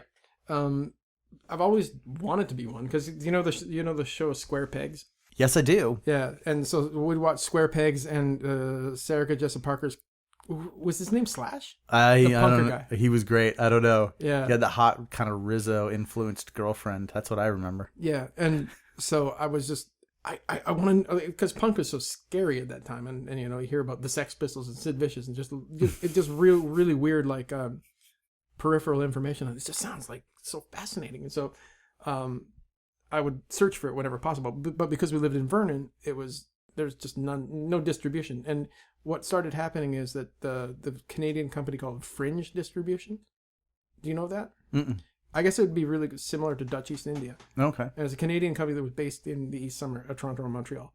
And they would license things like the Dead Kennedys, but they'd also license stuff like the Butthole Surfers. And so the only thing that we could get in Vernon was Fringe product. And so you'd go to the record store and you'd look, where's the Fringe section? Like there was one cool record store lady that would just order stuff because kids would ask her to. And so we'd see the Butthole Surfers. And also they would order from the store Zulu Records and so there was a section in Zulu Records is a famous record store in Vancouver on 4th Avenue. Mm-hmm. And so she would phone in orders to them. And there was a whole section in our record store that just said Zulu Records. So at that point in my life, I was about 15, I think, it's a record label called Zulu Records. Maybe it's like Fringe product. And there'd be Dead Kennedys, Butthole Surfers, and Husker Du was another band that was in there. And then for some reason, the Stormtroopers of Death record came in. Okay. As did... Oh, DRI. Yes. Yeah, because it's got to be in there somewhere. Yeah. And so for a time, I was skating with these two guys, one of my best friends at the time, Carrie and Trevor Brooks. I don't know where they are now, but they had the SOD record. They also had the SNFU record that no one else wanted to play. So dealing with it, no one else wanted to play. And Frankenchrist was my favorite records. And that was my skateboarding soundtrack for like 86, 87. So you were skating, you had those records, you were like, I'm a punk rocker. Mm-hmm. Did you have a whole crew that you ran with? Yeah. And I don't know, I was kind of a goofy dude around my school, so there were a bunch of girls that sort of gravitated towards me, and I don't know, it was... You were living life. Yeah. You're like, yes, I've made it. It was fun, yeah. So at what point does music enter into this? Like you playing music? Oh, there was always guitars in the house. So you could play guitar from a young age? Yeah, maybe from 11 I started playing. And so just always playing along with records, especially AC/DC 74 Jailbreak is the first thing I learned from start to finish. On the way up here, Bill's playing AC/DC in my car, and I'm like, you know what I really want to hear is Jailbreak. And he was like, it's the only one I don't have on my iPod. That's a tragedy. It kind of is. Actually, if there's anybody listening to this learning how to play guitar, that's actually a really good record to play along with and actually learn how to solo and play good rhythm. It's because it's so simple. All right. So what do I want? What do I need to know? Oh, hold on. Peanut Gallery. I'm getting a piece of information. Okay. I'm going to jump ahead to 2 more questions here that are on my list that I've been handed because we're talking about Sean and guitar playing. And I think one probably leads into the other, so I'll start with this one. Is it true? So I guess it's going to be kind of an easy one for you to answer, but you can elaborate if you'd like. Is it true that you would walk around in your underwear playing guitar at home, randomly going from room to room, spending a considerable amount of time playing Botch's John Woo, and really enjoying playing those bends that happen above the nut? That's possible. I definitely try to master that. That's an incredible song and a really cool guitar trick. But you're focusing on the parts of this that aren't supposed to, I would definitely... I don't think I'd just focus on that one song when I was in my underwear. I don't think there's a connection between Botch and my underwear, but I think... Okay. There's definitely... I feel like this question was written for me by someone who witnessed this. You had your clothes on when I saw you at the last Botch show, so I can at least vouch for that. Yeah, and you were dressed at the beginning of it. I saw you there. I didn't have a guitar in my hands either, but at home, playing the guitar in my underwear, walking around like a fucking fool is something... That's what you do? I still do it. And you really like playing that part? I think probably what I was doing, because that's a really difficult thing to do, actually, that, It's because Yeah. you have to be really coordinated. Dave Knudsen is an excellent guitar player. Yes, he is. Yeah, I really respect his playing, but god damn, when you're trying to do something like that, you do it repetitively. I can do it. And as a guitar player, it's just something that you do. You try again, you do it slowly until you can get it right, like playing a scale or something like that. So I would get in probably a somewhat of meditative state trying to do it. And anybody witnessing that would say, this is a guy that has a problem. Well, I guess probably relates to, I don't know if it's a problem, but the next part of this question says, does your mouth exclusively stay open when you play guitar? No, it does this. Does it close? Wait, okay, hold on. I'm going to have to take a photo of what you're doing. If it's even the slightest bit difficult, my mouth naturally does this. Okay, I got a photo of it. I'll try to put that up. Yeah, like if it doesn't go up, it's just my tongue gets locked between my bottom front teeth, and then the rest of my tongue gets stuck out of my mouth. I don't know I'm doing it. It's completely reflex. That's just your guitar playing face. It's one of them. Fantastic. Oh wait, okay, someone's gonna write some more questions. Okay. This feels like a hit piece. They all are. So when do you decide you're gonna be in a band with other people and you're gonna do your version of this stuff that you've been listening to? Well, I've always wanted to be in a band. Like any guitar player is a complete narcissist and wants to be on a stage. And like I would play with those two guys that had the SOD records, and we'd jam together. And we eventually, like the drummer guy, Kerry Brooks, he actually turned into this amazing jazz drummer. And I stayed with like punk rock and alternative music. And so at some point I graduate from high school, and I've been down to see some big shows in Vancouver. Like the two pivotal ones was Mudhoney at the UBC Sub Ballroom, which is a Nardwar, the Human Serviette, put it on, and it was just mind-blowing. Like I was really into the grunge thing when it came out, and I was like, wow, there's something really happening here. Because that band, The Smugglers, you know The Smugglers? Yeah. Yeah, there's the quote from this banger that was at the show. It's like, I know, the banger in question was Billy Hopeless. He ended up being Billy Hopeless. At the time, they called him Mosher Man, but he's Billy Hopeless from the Black Halos. Okay. Really nice guy, but I just heard him at the bus loop after. He's like, man, there was a bigger pit for the Smugglers than there was at the DRI show, man. And that's a quote that is stuck in my head, because the Smugglers are playing, and they're just a young band at that time, and they're a really good band. But I'm watching them, I'm like, what's happening? What's this, like Beatlemania for us? What the fuck? It was a huge show, and just massive, like Lollapalooza pit with a lot of stage diving and, I don't know, crowd walking on. It was fucking crazy. And then the next night was No Means No with Jello Biafra at the Commodore. Oh wow! And I was like, no, I need to move here. I need to be in this city because things are happening here. Right. Yeah. You got to get out of Vernon. Yeah, exactly. Because it's a really great place to be old, or a really great place to be a skier or a water skier, or if you have your own orchard or something like that. But it's a really shitty place to be young. Lots of fighting, lots of like teenage drunkenness. It's the only thing to do. Did you get in a lot of fights? Got chased a lot. But you didn't actually do a lot of swinging? No, like this is actually a really sad story. Like this guy, I'm not going to say his name because maybe people, if this goes up on Facebook, the people from my school are going to go up on Facebook, but he was a really angry dude, and he had a bit of a bully streak in him, and he got mad at this other kid in school, and he was like trying to start a fight with him. I'm, dude, don't do that, or I'll deal with you. And he's like, all right, fine, let's fight after school. I'm like, fuck yeah, all right. Oh, you had a planned fight, a set-up fight. And it turns out that he's a lot smarter than me in that realm. I don't know how to fight. I can't fight my way out of a wet fucking paper bag. But I have a sense of justice and a pretty bad temper. So what I did, I followed it out to his buddy's car. And he's like, you know what? I can't do it right now. Let's meet here 8 o'clock tomorrow night, Friday night. He said that? At the bike racks. And I'm like, all right, cool. I'm down with this. So we're getting ready or getting psyched up. And I remember we're listening to DRI, what's it called? The Crossover. Uh-huh. I'm like, I lose, you win. I'm like, I'm going to get this guy. And slowly just getting more and more scared. Like, this is a bad idea.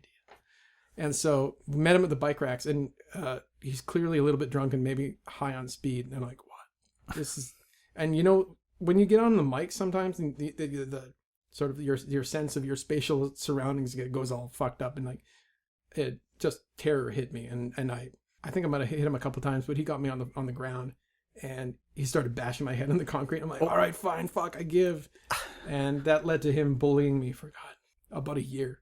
Wait, so it was a fight then bullying? Because a lot of times bullying ends with a fight. No, but what I did is I grabbed my skateboard the 81 Caballero to try and defend myself. He's like, "You're going to pull a board on me? Fine, I'll take your fucking board." Oh. And so he took my board. My dad, bless his heart, phoned the guy's mom, like, "Your son took my son's skateboard." Oh, man. And yeah. That's not good. Yeah, and that ended up, like, whatever. My dad did the right thing, but Sure. that I was kind of tormented for about 10 months in grades 11 and 12. And what happened with that guy, though, he never turned out to be a good person, and he got into coke dealing, and he pulled a Rick James on somebody, and he got arrested, and instead of facing prison, he hung himself. So Oh, God. yeah, so I mean, is it as much as I know he's not a good person? Like, I just feel bad for his mom. Sure. So, I feel bad about pulled a Rick James. Why am I missing the reference? well, Rick James went to prison for a few years for I think a drug debt was involved, and he tied somebody to a chair and tortured them. Oh, And God. This is what that guy did. Oh, wow. Yeah, so Like, inspired by that? I don't think he was a Rick James fan or anything. He thought it was the best thing to do at the time. This is before it was a funny Chappelle skit. Yeah. Okay. He I think Rick James did 2 years. Oh. I don't check the Wikipedia. Yeah, exactly. All right. So you're moving back to Vancouver now. Yeah. You're out of this mess. Yeah. And so I get to Vancouver. I'm living in Whalley, which is like right across the Patullo Bridge in Surrey. And I lived there for a few months with my uncle and my sister. And then I end up going to a gig put on by the Just Quest Co-op. My good friend Greg Levesque, who now lives back in Vernon, was living in New West at the time. And he said, "There's this big show and there's all these bands. I'm like, "What kind of bands?" And I don't know. I think they're punk rock bands, hardcore bands, maybe. I'm okay, cool. Let's check it out. Sparkmarker and 10 Feet Tall, Sludge, and what was the other one? The Deprogrammers. Do you know the? I don't know the Deprogrammers, but I know all the other bands you mentioned. Do you know Radha Vinoda? He was the guy. His name is Rob Dixon. Maybe. He was in a band with Sean Landy and Sean Keane called Last Gasp.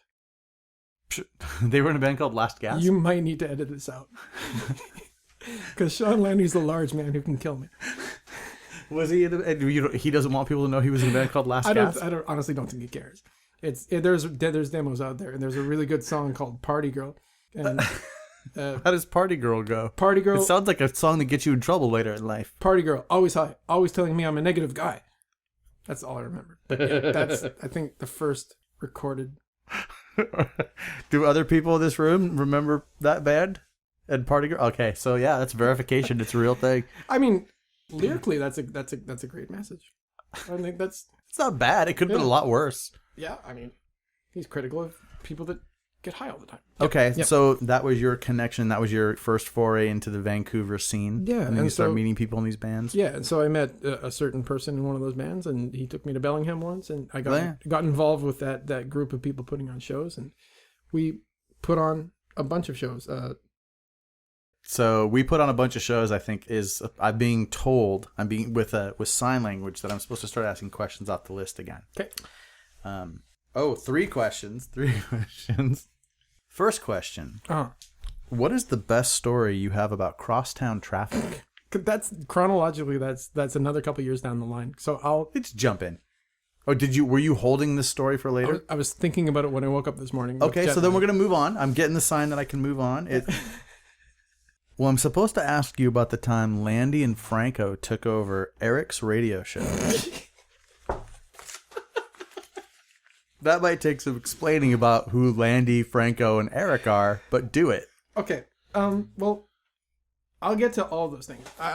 You want to get there in time? I've forgotten about that one. Thank you, sir. But what I'm going to get to is the Just Quest Co-op put on a bunch of shows, those local shows with all those bands, and it was really, really fun. And the shows at the Arcadian Hall were kind of classic. Cat's Game was a great band. 10 Feet Tall was a great band. Sludge was awesome, and Sparkmarker was great. And they'd do shows, and then there was a big blowout when they had a brand new unit, Procreation. It was like an all Surrey show. And so an all Surrey show. Brand new unit was on Excursion Records, my record label. Yeah. But they were from Surrey, and they were one of the more palatable bands from Surrey. People liked them, but then Procreation was a death metal band, and I don't know, death metal in Vancouver is like, there's a certain wild element that comes out with it. So that's how we lost the Arcadian Hall as a venue, because the show got shut down. Someone stole some Halloween candy from next door. No, it's more like drinking in the parking lot. Yeah. And they the cops shut the show down and there's a bit of a riot. So Okay. yeah. Anyways, so that's how I got into like putting on shows and being in bands, and how I met up with people like Parge and things like that. Like with Kim Kinnikin as being kind of like a Ron Guardape kind of character. Like he knew everybody, and he would. That's how I got my first apartment with Parge's ex-wife Cindy. Yeah, Kim did a lot of connecting. Myself and people I know. I mean, he's the guy that brought down. Oh, check out my new band Strain. Check out, that when they were first starting, he connected me to a lot of people too. Yeah, and to his Canadian Ron Guardape that's pretty fair. Yeah. Now get to that to the 3 questions that are. Oh, you're ready for the questions? Yeah. Okay. A little bit of background. There's a guy. Do you want to do the radio show one first? Oh, this is on this. Hold on. We didn't even talk about that. Okay. Because I don't know you as a straight edge guy. Okay. I don't know you as a straight edge guy. Mm-hmm. I just know you as a guy I know. Yeah. But you were a straight edge guy? Yeah. We talked about that, and maybe I've forgotten. Mm. But what's that all about? Okay, well, I think it just, I drank, and one time I got really, really drunk, and when there's some stuff going bad in your life, and, anybody who's got a lot of, like, issues. I had a bad time, and I got a bad breakup with a girl I really loved, and I became the crying drunk and got really embarrassed in front of a lot of people once. And so I just, fuck this. It's too embarrassing. I quit drinking completely for a good 4 years, I think it was. And I was hanging out with Mike Kornitsky a lot. Who is probably one of the most straight edge people in the world. Yep. I think he's straight edge to the point of being like a neutron star almost. Like nods of agreement, yes. I've known for a long time. And we were really antagonistic. And like I said, I like the research pranks book, and like we do straight edge pranks. I can't think of one off the top of my head, like spray painting and stupid shit like that. But yeah, we were roommates at the time, and like I think it was just like a partners in crime being straight edge and like putting up dumb stickers and things like that. You get him on your podcast, you might, I'll let him teach you the content of the stickers. Like I don't know, stupid men, drunk people suck. No, they don't. But, some of the best people are drunk people. But anyways, so I was straight edge. And for some reason, I thought that I should only X up one hand. I don't know why I thought that. It was like a guy who had his mohawk on the side. Hold on. We have another peanut gallery comment. What's up? What's up, intern? So, okay. We have just heard that you did that because Ray Capo only X'd up one hand on We're Not in the Salon on the cover. I might have told somebody that at some point, but at the point I didn't really like Youth of Today. I really did not. So we're hearing that there were a number of people who did this style of Xing up, and you may have seen that, or that may have been where you were influenced. No, because I really did not like Youth of Today until much later. And not until I was even maybe in my late 20s that I liked Youth of Today. I didn't pay attention to them. Okay. The real reason that Well, the reason you only X'd up one hand. I do, and it's one of the silliest things you'll ever hear, is that I sleep like this. You're putting a picture of your hands up on your face, and you didn't want to get X's on your face from the ink from the night before. It's the straight edge hangover. No, not the reason that I didn't want to. Have you ever had one of those conversations with somebody like you have faded X's on your hands and like, what are those for? And like, what? Yeah. Are you in prison or something? What happened? Like, and then you have to. Well, they never went that way, but I've had what are the X's for? I'm just like tossing out a reason why someone might have faded Jiffy Mark X's on their hands and like what you might say about it. But no, I actually did X up both hands for a while, and then going to work with a big black marker X on my face. And my coworkers, knowing that I didn't drink, and they saw a black marker on my face, like, did you pass out at a party? Why do you have black marker on your face? And like, well, you see, it's also on my hands. And I guess I sweated in the night or something, and it ended up on my face. And that's the position I sleep in even now. So. And this was Jiffy marker that you had on your hands? Most likely, or a Sharpie or something like that. Well, I was going to say, the difference between Canadian and American is Jiffy and Sharpie, I think. I don't know if it is anymore. Yeah. Do you guys still have Jiffy markers up here? What are the big fat Earth Crisis ones? We know. I don't know. We do have Jiffy markers. They're the best smelling one. Oh. Yeah. But anyways, so that is the reason. Completely unrelated to. Well, I have a question on this list about that though, about straight edge. Okay. It's how cool was drinking beer again after being straight edge? Okay. At that point in my life, I was having a lot of social problems, and I had gone through a bad breakup, and like I treated was under the impression that I treated this person really badly. I'm like, okay, being straight edge and all this veganism stuff, I'm like, I'm treating animals and myself better than I'm treating other people. That was actually an argument I had in my head because I went through a really, really shitty relationship and a really bad breakup. So I just said, fuck it. The drummer in my band at the time, Rob Brady, he got a keg of Shaftesbury Cream Ale, and I'd never had good beer before. I'd only had like big corporate beer. So when you drink, I guess you don't know. Yeah, he's saying it to me. No, it's funny. So there's probably like one person in this room who'll know what you're talking about. When you drink something and then you associate vomiting with it, like for me it's rum. Because if I ever stole alcohol from my parents, it's usually rum because my mother drank rum. So I can't drink rum to this day. I also can't drink Kokanee or Molson Canadian, shit like that. I can't do it. But Shaftesbury Cream Ale is like the first microbrew I'd ever been introduced to. And I'm like, wow, this is fucking delicious. It's so good. And so I had a sip, and a certain other person who I won't name had a sip. And we all got really drunk that night. And I broke edge with this person. And I'm not going to blow up his spot. But we know who this person is. That's surprising. So this person wasn't straight edge yet. This is fucking common knowledge. I was. There's things going on in this room, people. You're just gonna have to understand that it's fun, but you don't get to be part of it. A certain person who is no longer with us knows the whole story, and the secret died with Jodie Taylor. So. Oh, there was a secret. That's okay. That's fair enough. That is the key has been thrown away. You can't open that one up again. That vault is closed. Segue into the Eric's radio show story. Okay, so that segues into the Eric's radio show story. Okay, there was a point where in Strain, like Eric was significantly older than most of the guys in Strain. In the band Strain. Yeah. Okay. So, I think there was some sort of like. And significantly older means what? Like 5 years? Yeah. Eric was easily 10 years older than Sean Landy. Okay. Around that. So sure. I think they must have had a band argument, and Eric, I'm not taking this anymore. Grabbed his gear and he took it out of the jam spot and went home. And suddenly Strain got a new bass player named Jay David. Okay. Who was another local treasure. Anyways, so it wasn't Eric's radio show. It was a man named Jeff Robinson's radio show. Okay. Jeff Robinson is a man who is from Coquitlam but now lives in Portland. The Coquitlam Heartbreaker. Yeah. Coquitlam Heartbreaker. Yeah. Lovely guy, Jeff Robinson. He was involved with Slow Side Down. There's a song named after him. So we all hung out together because Eric had a bunch of friends, and they were, I don't know how to say this. Like it was a place called the South Wall where there's kind of a youth center, and there was shows there, and we all became really good friends. And it's a little clique that happened for about a year. And so we all decided to go to Jeff Robinson's radio show.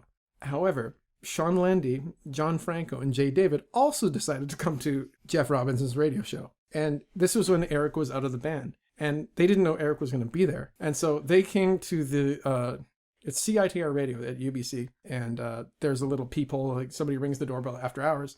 And if somebody you can let them in. And a lot of shenanigans and drinking goes on in there at night. But they rang the bell, and I go to the door. I don't see a face. I see Youth of Today. What's the red one? We're Not in This Alone. I'm like, oh no. Because Jeff Robinson liked hardcore, but at the time he was playing a lot of K Records kind of stuff, and like all that like Bikini Kill and all that kind of shit. He was into that indie rock and Built a Spill and things like that. I could be wrong, Jeff. If you're listening to this, please forgive me. So they came in and they took over Jeff Robinson's radio show, and and they're like, we're coming in and we're gonna play some straight edge hardcore. And I don't think that's the word they said, but they took over, and like. Landy's always been a large, kind of intimidating guy, and at the time he had a kind of a reputation as being this kind of bruiser. I don't think I ever saw him fight, but he was a hockey player. He's actually a really gentle dude, but big guy that doesn't dress like a punk. Oh shit, he's probably going to kill us. So he comes in, and they all sit down, and they just start taking over Jeff Robinson's radio show and playing Youth of Today, and Hard Stance, and Eric was there, and he was out of the band, and so he was awkward. He was in the room. Yeah, and it was really funny. And then people started phoning in the radio show, and because the format of the show had changed, and Sean Landy answers the phone, "Who dis?"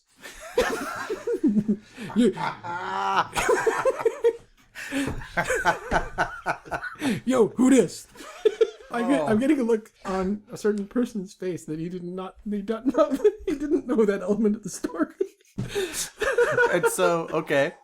So what? People were calling in to complain because they thought they were going to hear Bikini Kill and they were hearing Youth of Today? I'm guessing so. I think that maybe somebody who knew Jeff and was listening to his show was like disappointed that the format had changed. So did they like put Jeff somewhere like so he couldn't talk? Did they say we've taken over this show? No, I don't think so. I don't He think was a willing participant in this raid. I think he was just compliant.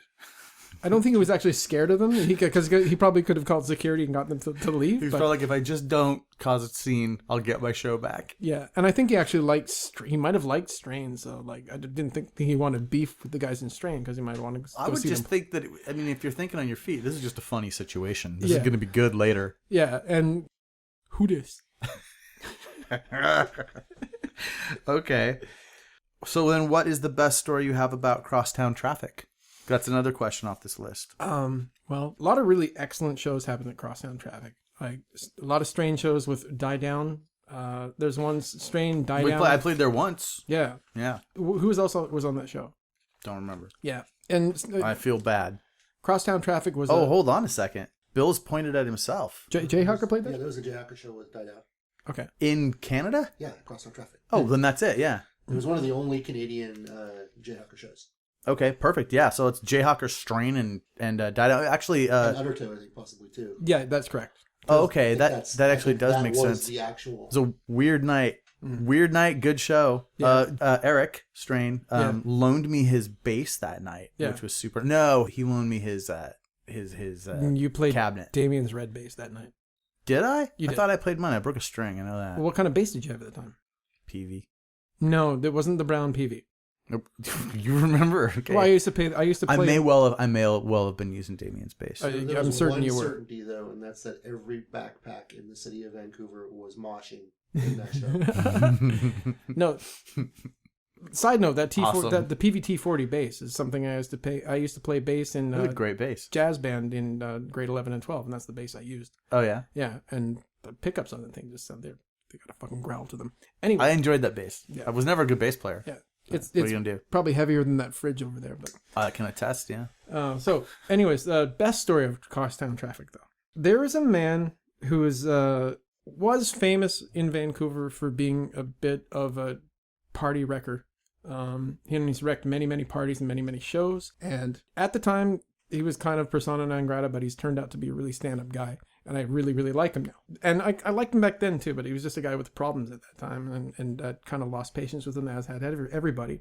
And what he would do is he'd go to every single show drunk off his ass and try to make friends with people. And, you know how it is with the drunk, and you can't talk to them. And he'd get mad that people didn't want to be his friend. And then he'd talk to me and say, why don't people want to be my friend? Because you're big, you're intimidating, and you're drunk. And so it finally got through to him at one point, but it didn't at the time.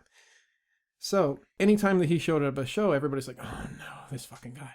And sometimes it was funny. Other times it was like borderline violent because people would get fed up with him and want to punch him out. So this time we're standing on Hastings Street. It was because I was not here for this. Mm-hmm. I wasn't here. And Jinx's girlfriend, Jinx Stringer's girlfriend, had put her video camera away. And this one of the biggest regrets of anybody's life is like missing the videotaping of this. As far as I know, the people that were there were John Franco, Macy Budgell, who now owns Budgie's Burritos in Vancouver. Whatever her name was, Jinx's girlfriend, the name escapes me. And John Franco might have been there. And so they see, there's the Cenotaph Park, the memorial, the war memorial down in, I forget the name of the park. He's walking up through the park and he's got a 6-pack in one hand and he's rolling drunk. And they're like, oh no, this fucking guy. And so he walks up to the show, but Richard Street is right between the park and Crosstown Traffic. So he hangs the left and goes up Richard Street. And they're like, oh shit, we dodged a bullet. He's not coming. But it was a show with a bunch of sort of like East Van, left-wing crust punk bands. And we had assumed he was going to be there. And so a couple of minutes passes.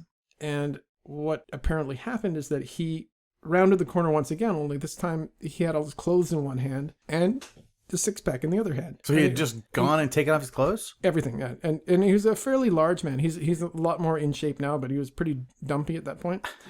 And he has a sort of a Rodney Dangerfield kind of look to him. And he starts coming up towards the people that were there. And you're going to start giggling. It sucks. You remember how George the Animal Steel would come at people with his arm. You know, the wrestler, George Animal. I do. He green tongue, eat the turnbuckle. I do know who you're talking feigning about. mental retardation. Sure. Yeah, and he started Do doing we still that. say that? I know you do. Maybe in Canada, is it a metric thing? Feigning some sort of mental deficiency. Yeah, he would come flailing at people, and that's what he started doing to people. And Naked. I think the quote from Sean Lander was, "Step away." Step away. Arms crossed like this. Step away. All of this helps if you know Sean Landy. Because he's really quite a quiet guy, and he's like. But if he told you to step away, I think you would. Well, he's large and very, very in shape, and yeah. Anyways, Step away. yeah. So our old pal Mike Kornitsky, Corn Dog, is helping work the door. Like, if you've ever, anybody who knows Mike Kornitsky, he's kind of the catch-all doorman, bouncer. EMT. EMT. yeah. I have seen him definitely like triaging like injuries at like an Earth Crisis show or Integrity or something. No, it was the classic one is Trial. Greg, I think, broke his hand. And on the mic, Mike Kornitsky, if you're here, I think I've broken my hand. Or something like that. I think I broke my nose. And you see Mike, Dad, he's there in like less than a second. And so Yeah, I've seen him running through a crowd with like a first aid kit in his hand above the crowd, so you could just see it cutting through like a shark. make a hole. We're good to go. Yeah, that's Mike, and the scene is better for it. Yeah. Anyways, so Mike is not working the door, but he's at the door. Some sort of East Van crust punk woman is, I don't remember her name, but she is working the door. She's, "You can't come in here. That's inappropriate." And Mike's like trying to talk reason to the guy who has absolutely no reason. And he finally gets him out on the sidewalk again. He's like, "Come on, at least put your underwear back on, please." And what happens next is this very drunk man's like, "All right, I'll put my underwear back on." And he gets one leg in, starts getting the other leg in. So his hands are busy. And Mike, there was a pair of cut off army pants on the ground beside him. Mike grabs them and runs and catches the next sea bus to North Vancouver, where he was living at the time. And one of the bands that was playing, I think the money that was left in the guy's pants was used to cook up a feast for the band that was staying at that Wait, so when he was trying to put his underwear back on, they stole his clothes and ran away? Yeah. And so the poor guy was only in his tighty whities on Hastings Street, which is not the nicest place in the world, and trying to panhandle. I think with the people around him, they wanted him out of there. He's like, "I need bus fare." Like, okay, everybody gave him bus fare, so you get the fuck out. But then he goes to the bus stop, and like, I think 9 buses passed him before he could get on a bus. He's like, "No, you're not getting on this." And at the point, I think he lived in North Burnaby, like past Boundary Road. So if he had to walk, one, he would have had to walk through the worst neighborhood in the world. In his underwear. In his underwear. And he also would have had to walk about 10 miles. So, I have a feeling this was a real lesson learner. I don't know. But it's definitely something that sticks in my mind as being an incident that if he doesn't remember it because of whatever drunkenness, it's good. But if he does remember it for some reason, then it would be a lesson learner. Hopefully. Like I said, he's a good guy now. Cool. If he's listening, thank you for providing us with that wonderful story. And if he is listening, which he might be listening, I do have a lot of respect for you, man. Okay, so apparently this is a good time for me to ask about the strange show that you did with Silent Majority, Indecision, and Millhouse. Oh, God. Okay. What happened with that is that we had initially meant to put the show on at Crosstown Traffic. Mm-hmm. And, God. I saw that show, the version of that show, that tour at Big John's. Big John's in Fall City. Yeah. In his basement. Great show, great bands, yes. great people. What happened is that there was a miscommunication with the booking agent. I think I told the booking agent that the venue had been moved, and she wasn't able to get a hold of them or something. I don't remember if it was... Stormy? Yeah, and it could have been my fault. It could have been Stormy's fault. I'm not going to blow up her spot. But anyways, they didn't get the information that the show had been moved, so they parked in front of Crosstown Traffic. Now, what happened is that that's a very drug-infested area, as you know, and their van was promptly broken into. And I don't think they got any gear stolen, but personal things like CDs with, mixed CDs that a friend had made for them. And a Discman was stolen, like personal effects, like diaries were stolen and shit like that. And they're really fucking mad about it. And they actually got to the van as the second person that had looted the van was in it. And like, Oh wait, so there's passersby say they're not the first person to break into the van. He's the second guy. So they caught up with them. And I remember the drummer of Millhouse, I think it was the drummer of Indecision as well. They grabbed the guy and started beating the crap out of him. And the quote was, "I'm going to murder your face. I'm going to murder your face." And like, they're all from New York. So the accent is, I can't do the accent any justice, but hearing it out of his mouth, it was pretty priceless. And that's the most bummed out I've ever seen a band. And it's just like one of the things that makes me kind of ashamed about my city. Like, that's such a bad problem. And like, I know a certain person who's had his car broken into so many damn times that he just decided to not have a CD player anymore. So anyways, so the show was moved to a place up in a very residential neighborhood near 20th and Main, and it was a Canadian Legion Hall. And it was a very small hall, and it was a very loud amps, and there was houses right next door. So here's this hardcore show, and all these kids hanging out, and the neighbors ultimately complained, and it was a really, really great show, but it got shut down, and Strain only got to play, like, it was like one of their final shows as a real band before any reunions, I think. And so they only got to play 3 or 4 songs. And so that was just a wild show. It was, to paraphrase what was said, it was set up to be, I don't think it was conscious that it was one of Strain's final shows, or maybe the final show, but there was just a really crazy energy in the room that night. And coupled with the cops coming and the complaining neighbors, it was just wild. They came in and the lights were down. It was a show in the dark and just one of the craziest pits that anybody's ever seen. And there's a photo of it taken by the Vancouver photographer Andrew Dennison, which is, I'll try to find for you. Please do. And it is one of the craziest pictures that's ever been taken in Vancouver hardcore. And all right, it's just a legendary show. Yeah, definitely. And one of the best shows. And that hall, I had told another person about it, and like, I guess Ass Suck played there about a week later. And poor neighbor lady. Yeah, and well, the thing is, I'd helped book the Ass Suck show as well, and another person, Siobhan Smith, put that show on, and I think there was even more problems because the people that showed up at that show were all like really, dirty people, and not as savory as a bunch of like clean cut straight edge kids. So. All right. Anyways, I hope I did that justice. We haven't talked about your involvement in your band. Okay. In Stovebolt. And I put out Stovebolt. I put out a song on the Universal Choking Sign on Excursion Records, my label. Yeah. And you guys had, it wasn't just a demo. You released a Stovebolt CD. No. No? No. There was a demo. There's 2 demos. One we put out ourselves. One put out by John Line in Calgary. It's Cold? Cold Records, yeah. Okay. And he actually put out a CD single by the Seattle band Bare Minimum. Oh, okay, yeah. Yeah, like Mark Pinkos, and I don't remember the other guys' names, but yeah, Bare Minimum. And so he put out the tape, and we put out the other tape ourselves. And so, yeah, and we played a bunch of shows, but, we broke up like any young band. And that was you and Parge, right? Initially it was me, Darren Bennett, who was the first bass player in Sparkmarker, and the drummer named Rob Brady, and my good friend Dave Alexander was the singer and guitarist. And he's a Vernonite as well, and he moved down to be in bands as well. So he knew you from back in the day. Yeah, definitely. And so we played a bunch of shows. We did a couple of Calgary trips, and we unfortunately never played Seattle. We were starting to. You didn't really get out. Unfortunately, no. We were starting to book tours and stuff, and think about getting a van with it, just infighting like any young band does, and we unfortunately broke up. Just kind of, there was a really good spark in that band, and we were really... There was. And we loved writing songs together, but just something fizzled. There was a girl involved, where... what are you going to do? One guy was dating a girl, and the other guy ended up dating the girl. Oh, I'm sure this has never happened to anyone before. No. So... that's just a very, very short version of that. And that's a very short version of Stovebolt, but we'll move on. Yeah. We can do that.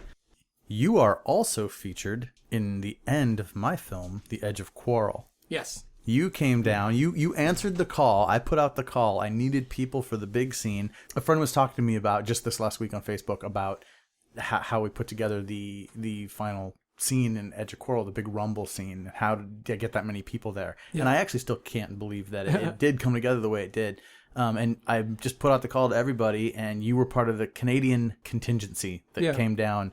And like, who did you play in the scene? You were backing up the straight edge, right? Yeah, absolutely, because I had short hair at the time, and I always wore those cut-off army pants, and I don't think I looked like a crust bunker because Did you step up with a ram? I did. So you guys are the two that step up and then and do the you're back in John's play, Yeah, right? John. Yeah, but I can't do John's voice. He has that. I would talk to you about John's voice. It's such an interesting voice. Like, we're better. He has that sort of like throaty rumble to his voice. It's really interesting. Anyways, yeah, he says that line. He says we're better, and then you guys stepped up. Yeah, and edit that thing out about the throaty rumble. It's kind of silly. Yeah.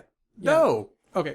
How will I piece it together then? I don't know. Well, he's got a really good voice. Okay, we'll figure it out. It's a unique voice. Anyways, he says that line, and then me and a ram step up. Two straight edge kids, one is me, and we step up and make eye contact and get all into fighting stance. And then, so in that scene, did you get hurt? Physically hurt? Did you catch any punches? Knees? I don't think so. I think it was well mimed. I think I was tangling with John Orton a little bit. Yeah, oh, fantastic. And I think the guy that was the bass player for the Murder City Devils, I might have been tangled up with him a little bit.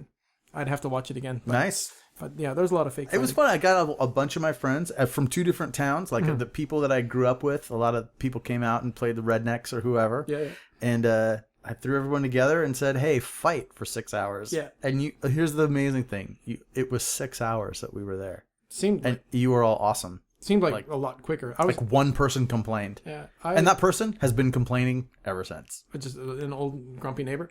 There's somebody that's in EDGE of QUARREL that goes around and leaves bad reviews from like Europe. They've been in Europe for a long time. Wherever they can, whenever there's a comment you can leave on EDGE of QUARREL, and they're like, "I was in this film. I can't believe this thing is still out there." And I'm like, I think I know who that is. Here's the thing. Every person in the movie could do that as far as I'm concerned. Be honest. But we all had fun, and no one else was pulling that kind of like angry, you know. There was such a good mood in that crowd that day. Anybody that was there who has that kind of reaction to it is the most colossal. No, there was someone who bailed out right at the beginning. Oh. Like who was just I think listen, this is totally fair. Yeah. And I'm not criticizing them for bailing out. I think they didn't know what they're getting into. I think they thought there was going to be a little thing that we were going to go do. No, it was a long I don't day. think and I didn't really know them.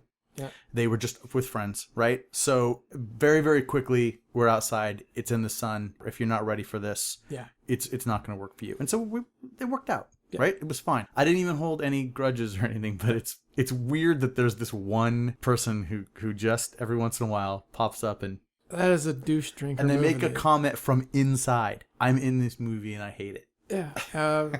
Well, buddy, you're a douche. Well, he was there. He was there with you. Well, I mean, I had a sunburn at the end, and I came there hungover. So like, I have an X on my hand and I'm hungover, and we went to Casa que Pasa afterwards, and I had a beer, and I'm ordering a beer with an X on my hand, and I'm in Casa que Pasa in Bellingham, and people are like, "What?" But I don't. So yeah, but that guy's a douche. So. We drove back to Seattle, and then Michael Ann and I went to Mango's and had Thai food. I remember that, and I miss Mango's.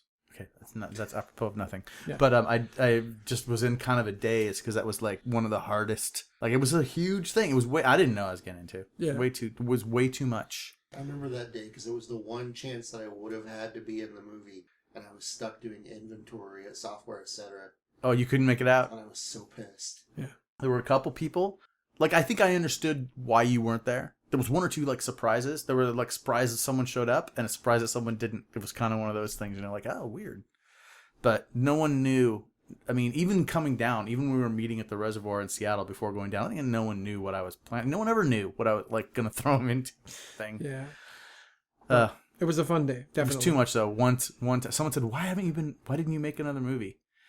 Yeah, because I made the one. Like, I think that I'll write movies, but I don't know if I'm going to film another one. Calling a bunch of your friends as volunteer actors, I mean, I would have been really, really excited to do the ice cream scene, but I don't think that a long, grueling shoot in the sun, I think sucks even for a professional actor. Thank you. You were there. I've worked on film crews recently where if we put someone through even a little bit of what I put you all through, we would be in trouble. Like, it would be bad. There'd be complaints. Well, two people that were formerly in Stovebolt are currently working in that industry, and that's, you know, they either have a 2-hour day or they have a 12-hour day. And it does sound like it can be a really harsh job.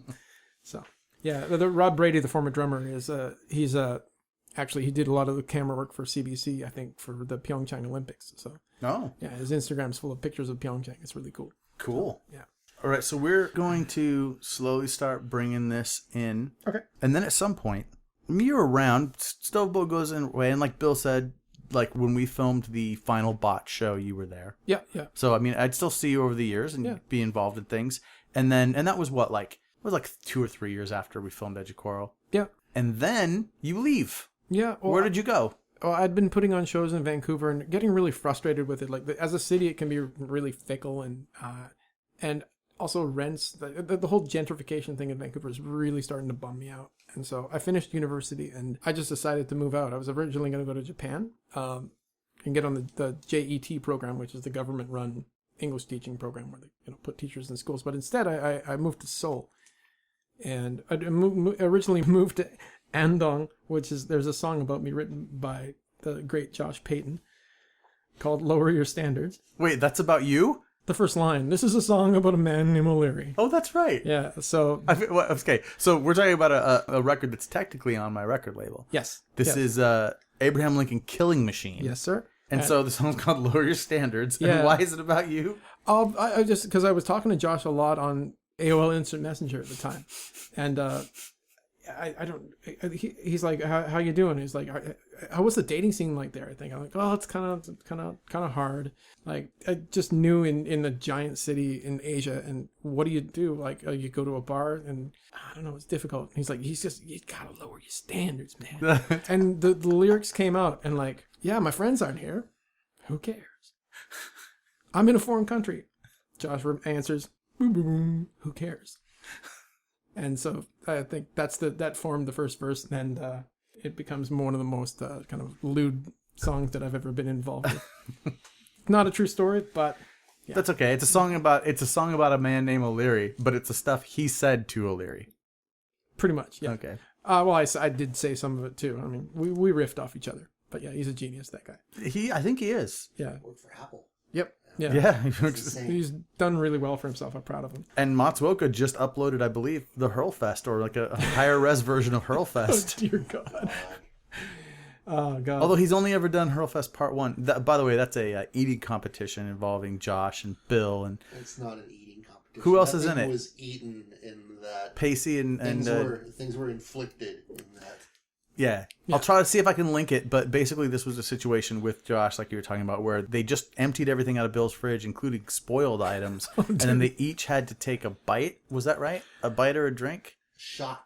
Oh, a shot out of a shot glass. Yes. And it goes many, many rounds, and then you're out when you puke, and it was last man standing.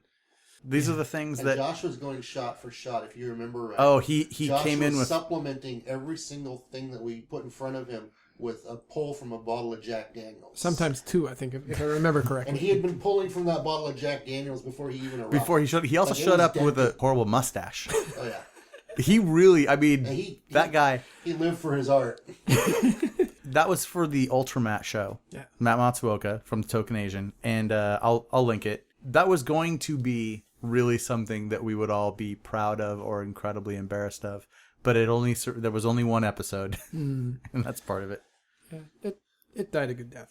So you went to... It did. So you went to South Korea. Yeah, and very soon into my time in South Korea, I was teaching just what they call a Hagwon as an after school. I taught with Lex Spar in the same job. That's right, Lex Spar, who's been on this podcast. Yeah. One of the best coworkers you could ever hope to have. Like, yeah? Yeah.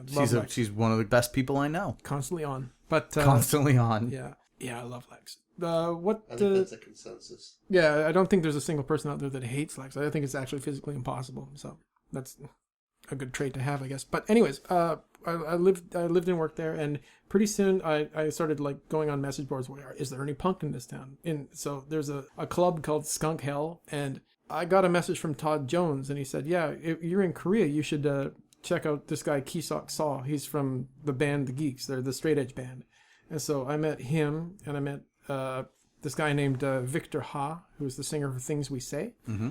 And they're the two main hardcore bands in town. So there's a hell of a lot of bands of any kind of like genre of punk. And one of the unique things about that city is that there's so few of them that they all have to play together. And so you'd have The Geeks, which is a straight up youth crew band, playing with, what's a good band? Fuckers Everywhere, which is I don't even remember because this is like going on 10 years ago. So a lot of the bands that I didn't really like, I don't remember. But there'd be metal bands too and ska bands playing together. And so eventually I get asked to join a band called Join the Circle, which is Victor's, the singer for Things We Say, his other band where he played guitar. And it was kind of like a SSD meets Outbreak, kind of like fastcore band. And we played a lot of shows together when we toured to Daegu and Busan. And that was really, we put out a CD. That's the last recorded Sean O'Leary you can ever find. It is. Yeah. Somebody has a copy. I don't think I was aware of it. I will find you a copy.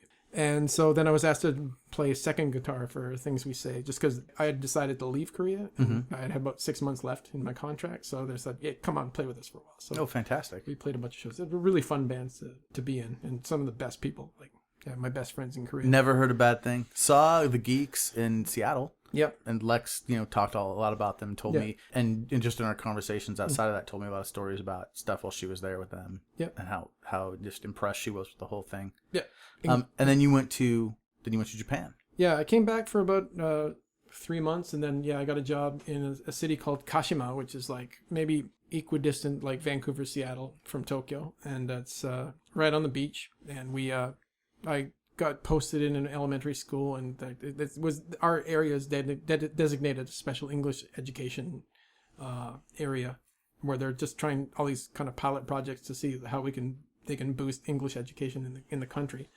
So they hired really good teachers and paid them really, really well, which is not something that happens in Japan anymore. Yeah. And so I've been there for 10 years now, and got married, and I have a stepdaughter who's sleeping in the next room. Because you just flew over and you're jet lagged. Yeah, kind of. Yeah, I woke up at 3:30 this morning, but yeah. So that's my life. I live in Japan. It's like kind of have a 9-to-5 job. And now, is there any kind of video of you teaching? No, but there's a video of me playing the kimchi song. That's, I think, that's not teaching. Well, the students that I was teaching at the time they wanted to write a song. So I said, well, what do we want to write a song about? Kimchi. All right, cool. Kimchi's good. And I'm like, where would you find kimchi? You'd find it in the bathroom. I'm like, okay. So I started get on the whiteboard and I started writing the lyrics down. And I started playing a sort of little folk song, and they wrote the lyrics. They practiced it about 5 times, and then we recorded it, and it's on YouTube. And okay, that's what we're going to link, because I definitely want people to see that. Yeah. So where do you go from here? Well, I go back to Japan. This year, my wife and I are starting a business. We're going to be hopefully opening up an English school in our town, because I've been there so long. I'm kind of a known property, and it's a small town, maybe 60,000 people. So most people from ages, 6 to maybe 20 kind of know who I am, or at least seen me around. So I think, that's a lot of customers. And going into private teaching is a really good way to make a fair amount of money. So, and my wife her English has gotten really, really good. So she'll be doing the grammar classes, and I'll be doing the spoken classes. Yeah. Cool. Yeah. And you'll be able, you won't be working for anybody else. You'll be working for yourself. I really hope so. That's about the 1 or 2 year plan is to be, self-employed by it. And then you'll totally be free to travel more, and you'll come home more often. Absolutely. Yeah. And so I hope that's actually part of the plan. That'd be fantastic. Yeah. Because you've been gone a long time. I haven't seen you face to face for quite a while. Yeah. All right. So we're going to basically finish up.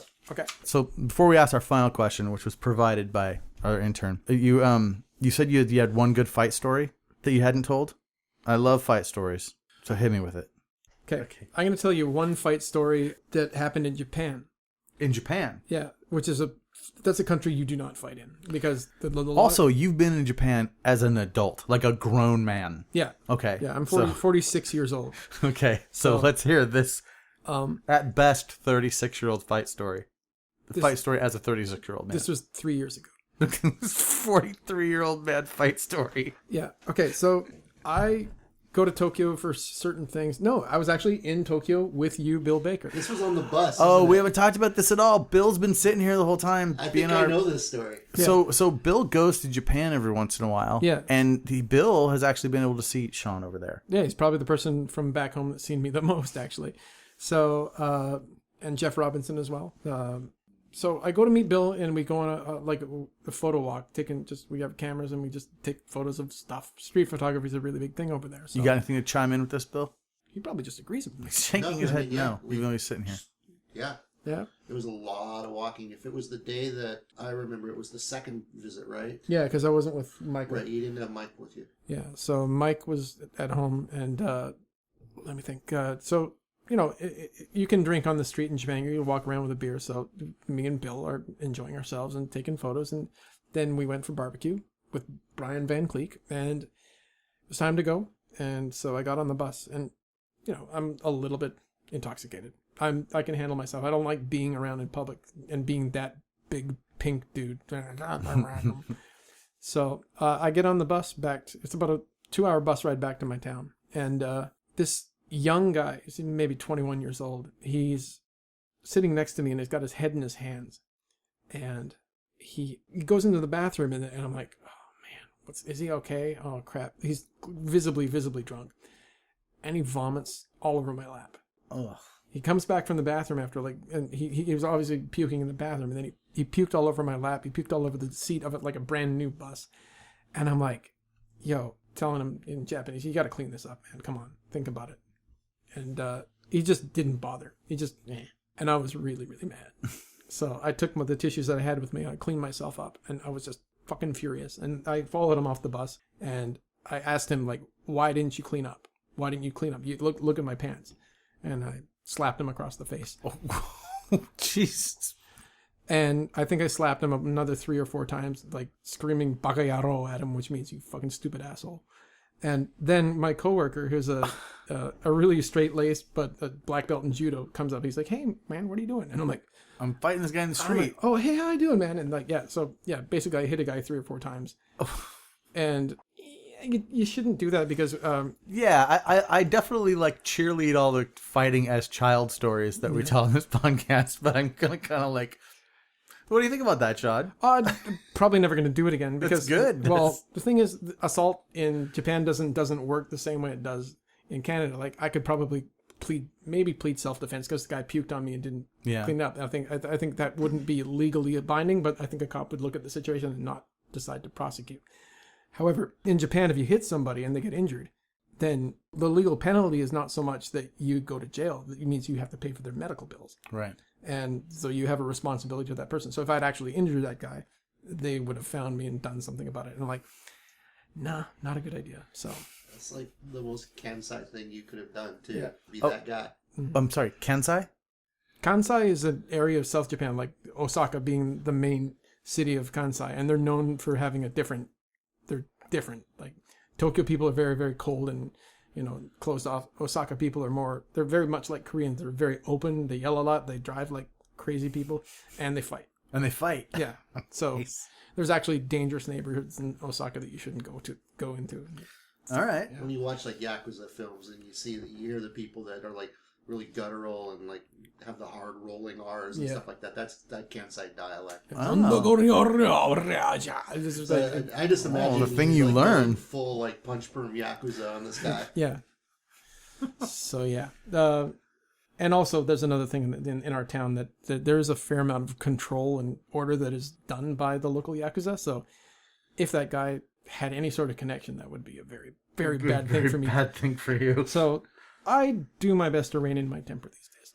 Good. Yeah. That's good. But the guy puked on me, so fuck. I mean, honestly, I kind of understand. Puked on you. He clearly wasn't in a good state, and it sounds like you were not either. Yeah. So. Okay, so I got one more. We're gonna ask one question. It's like punk rock question, or maybe not, depending on how you want to answer the question.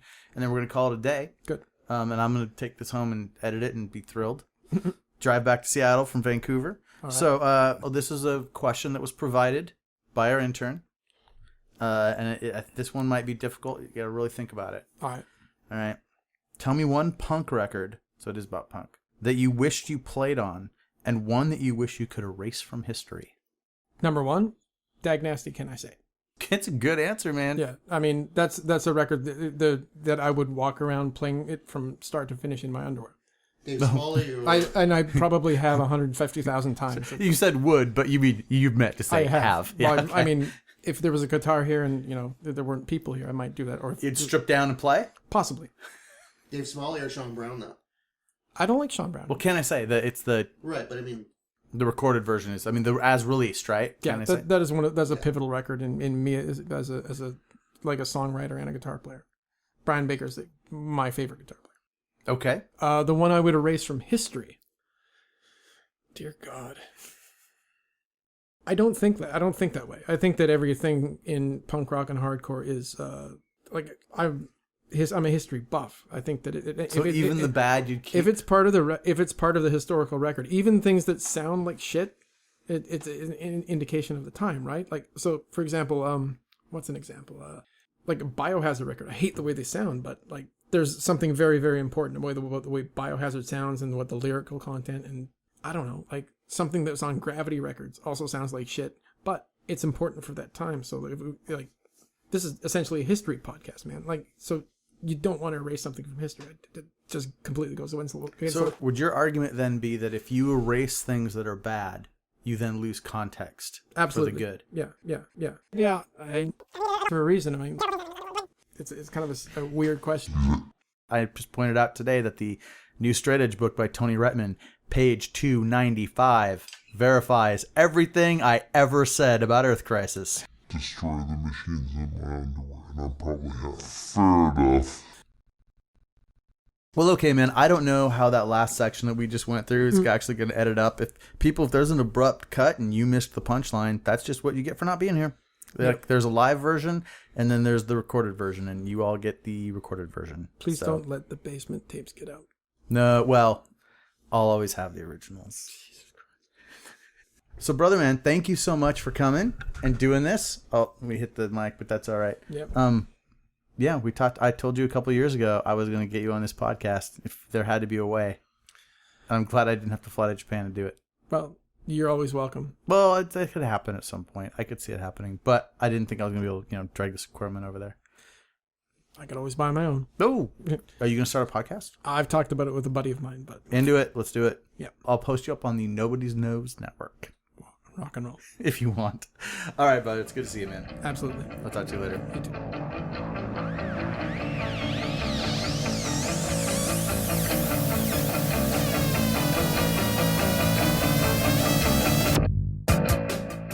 Well, there it is. I was very happy to be able to finally get to sit down with Sean after so many years of him being out of the country.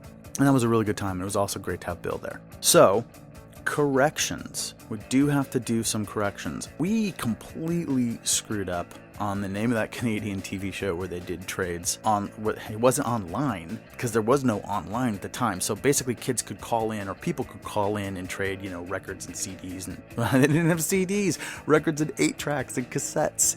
And like Sean said, puzzles. That show was not called 321 Contact. 321 Contact was a science-based show, like Sean figured out while we were recording, but we never did figure out what the show was called, and we have come to the conclusion that it was called Switchback. So, in the links, we've gone ahead and linked some Switchback. I wasn't able to find anyone actually doing trades. For whatever reason, I haven't found anyone who has put any of that stuff from Switchback up on YouTube. There's no full episode stuff, there's just little clips, and sometimes it's contests or giveaways that they did. But I do remember the set, and I do remember the guy. It was definitely Switchback. The other thing is, when we were talking about the Canadians that came down to film the Rumble scene at Edge of Quarrel, I said Canadian Contingency, which isn't the correct way to say that. It should be Canadian Contingent. It's just a little thing I caught while I was editing. Maybe no one would even catch that. Maybe it's even correct, but I think it's contingent. So Canadian Contingent. And that's pretty much it. There's some strange technical difficulty stuff near the end of the episode. Voices slow down and speed up and go backwards. That is not a mistake. That was intended. I don't have much else, What can I say? Thank you for listening, and please keep listening. There's more coming. Please give this a positive review on iTunes or wherever you listen to it, but I think iTunes is really the best place to go. 5 stars would just be amazing. Share it with people, Share it on social media, whichever form of social media you're happy with, but the more people hear this, the more that I can do, the more time I can spend on this instead of other projects. So, until next time, thank you, and, I appreciate you listening.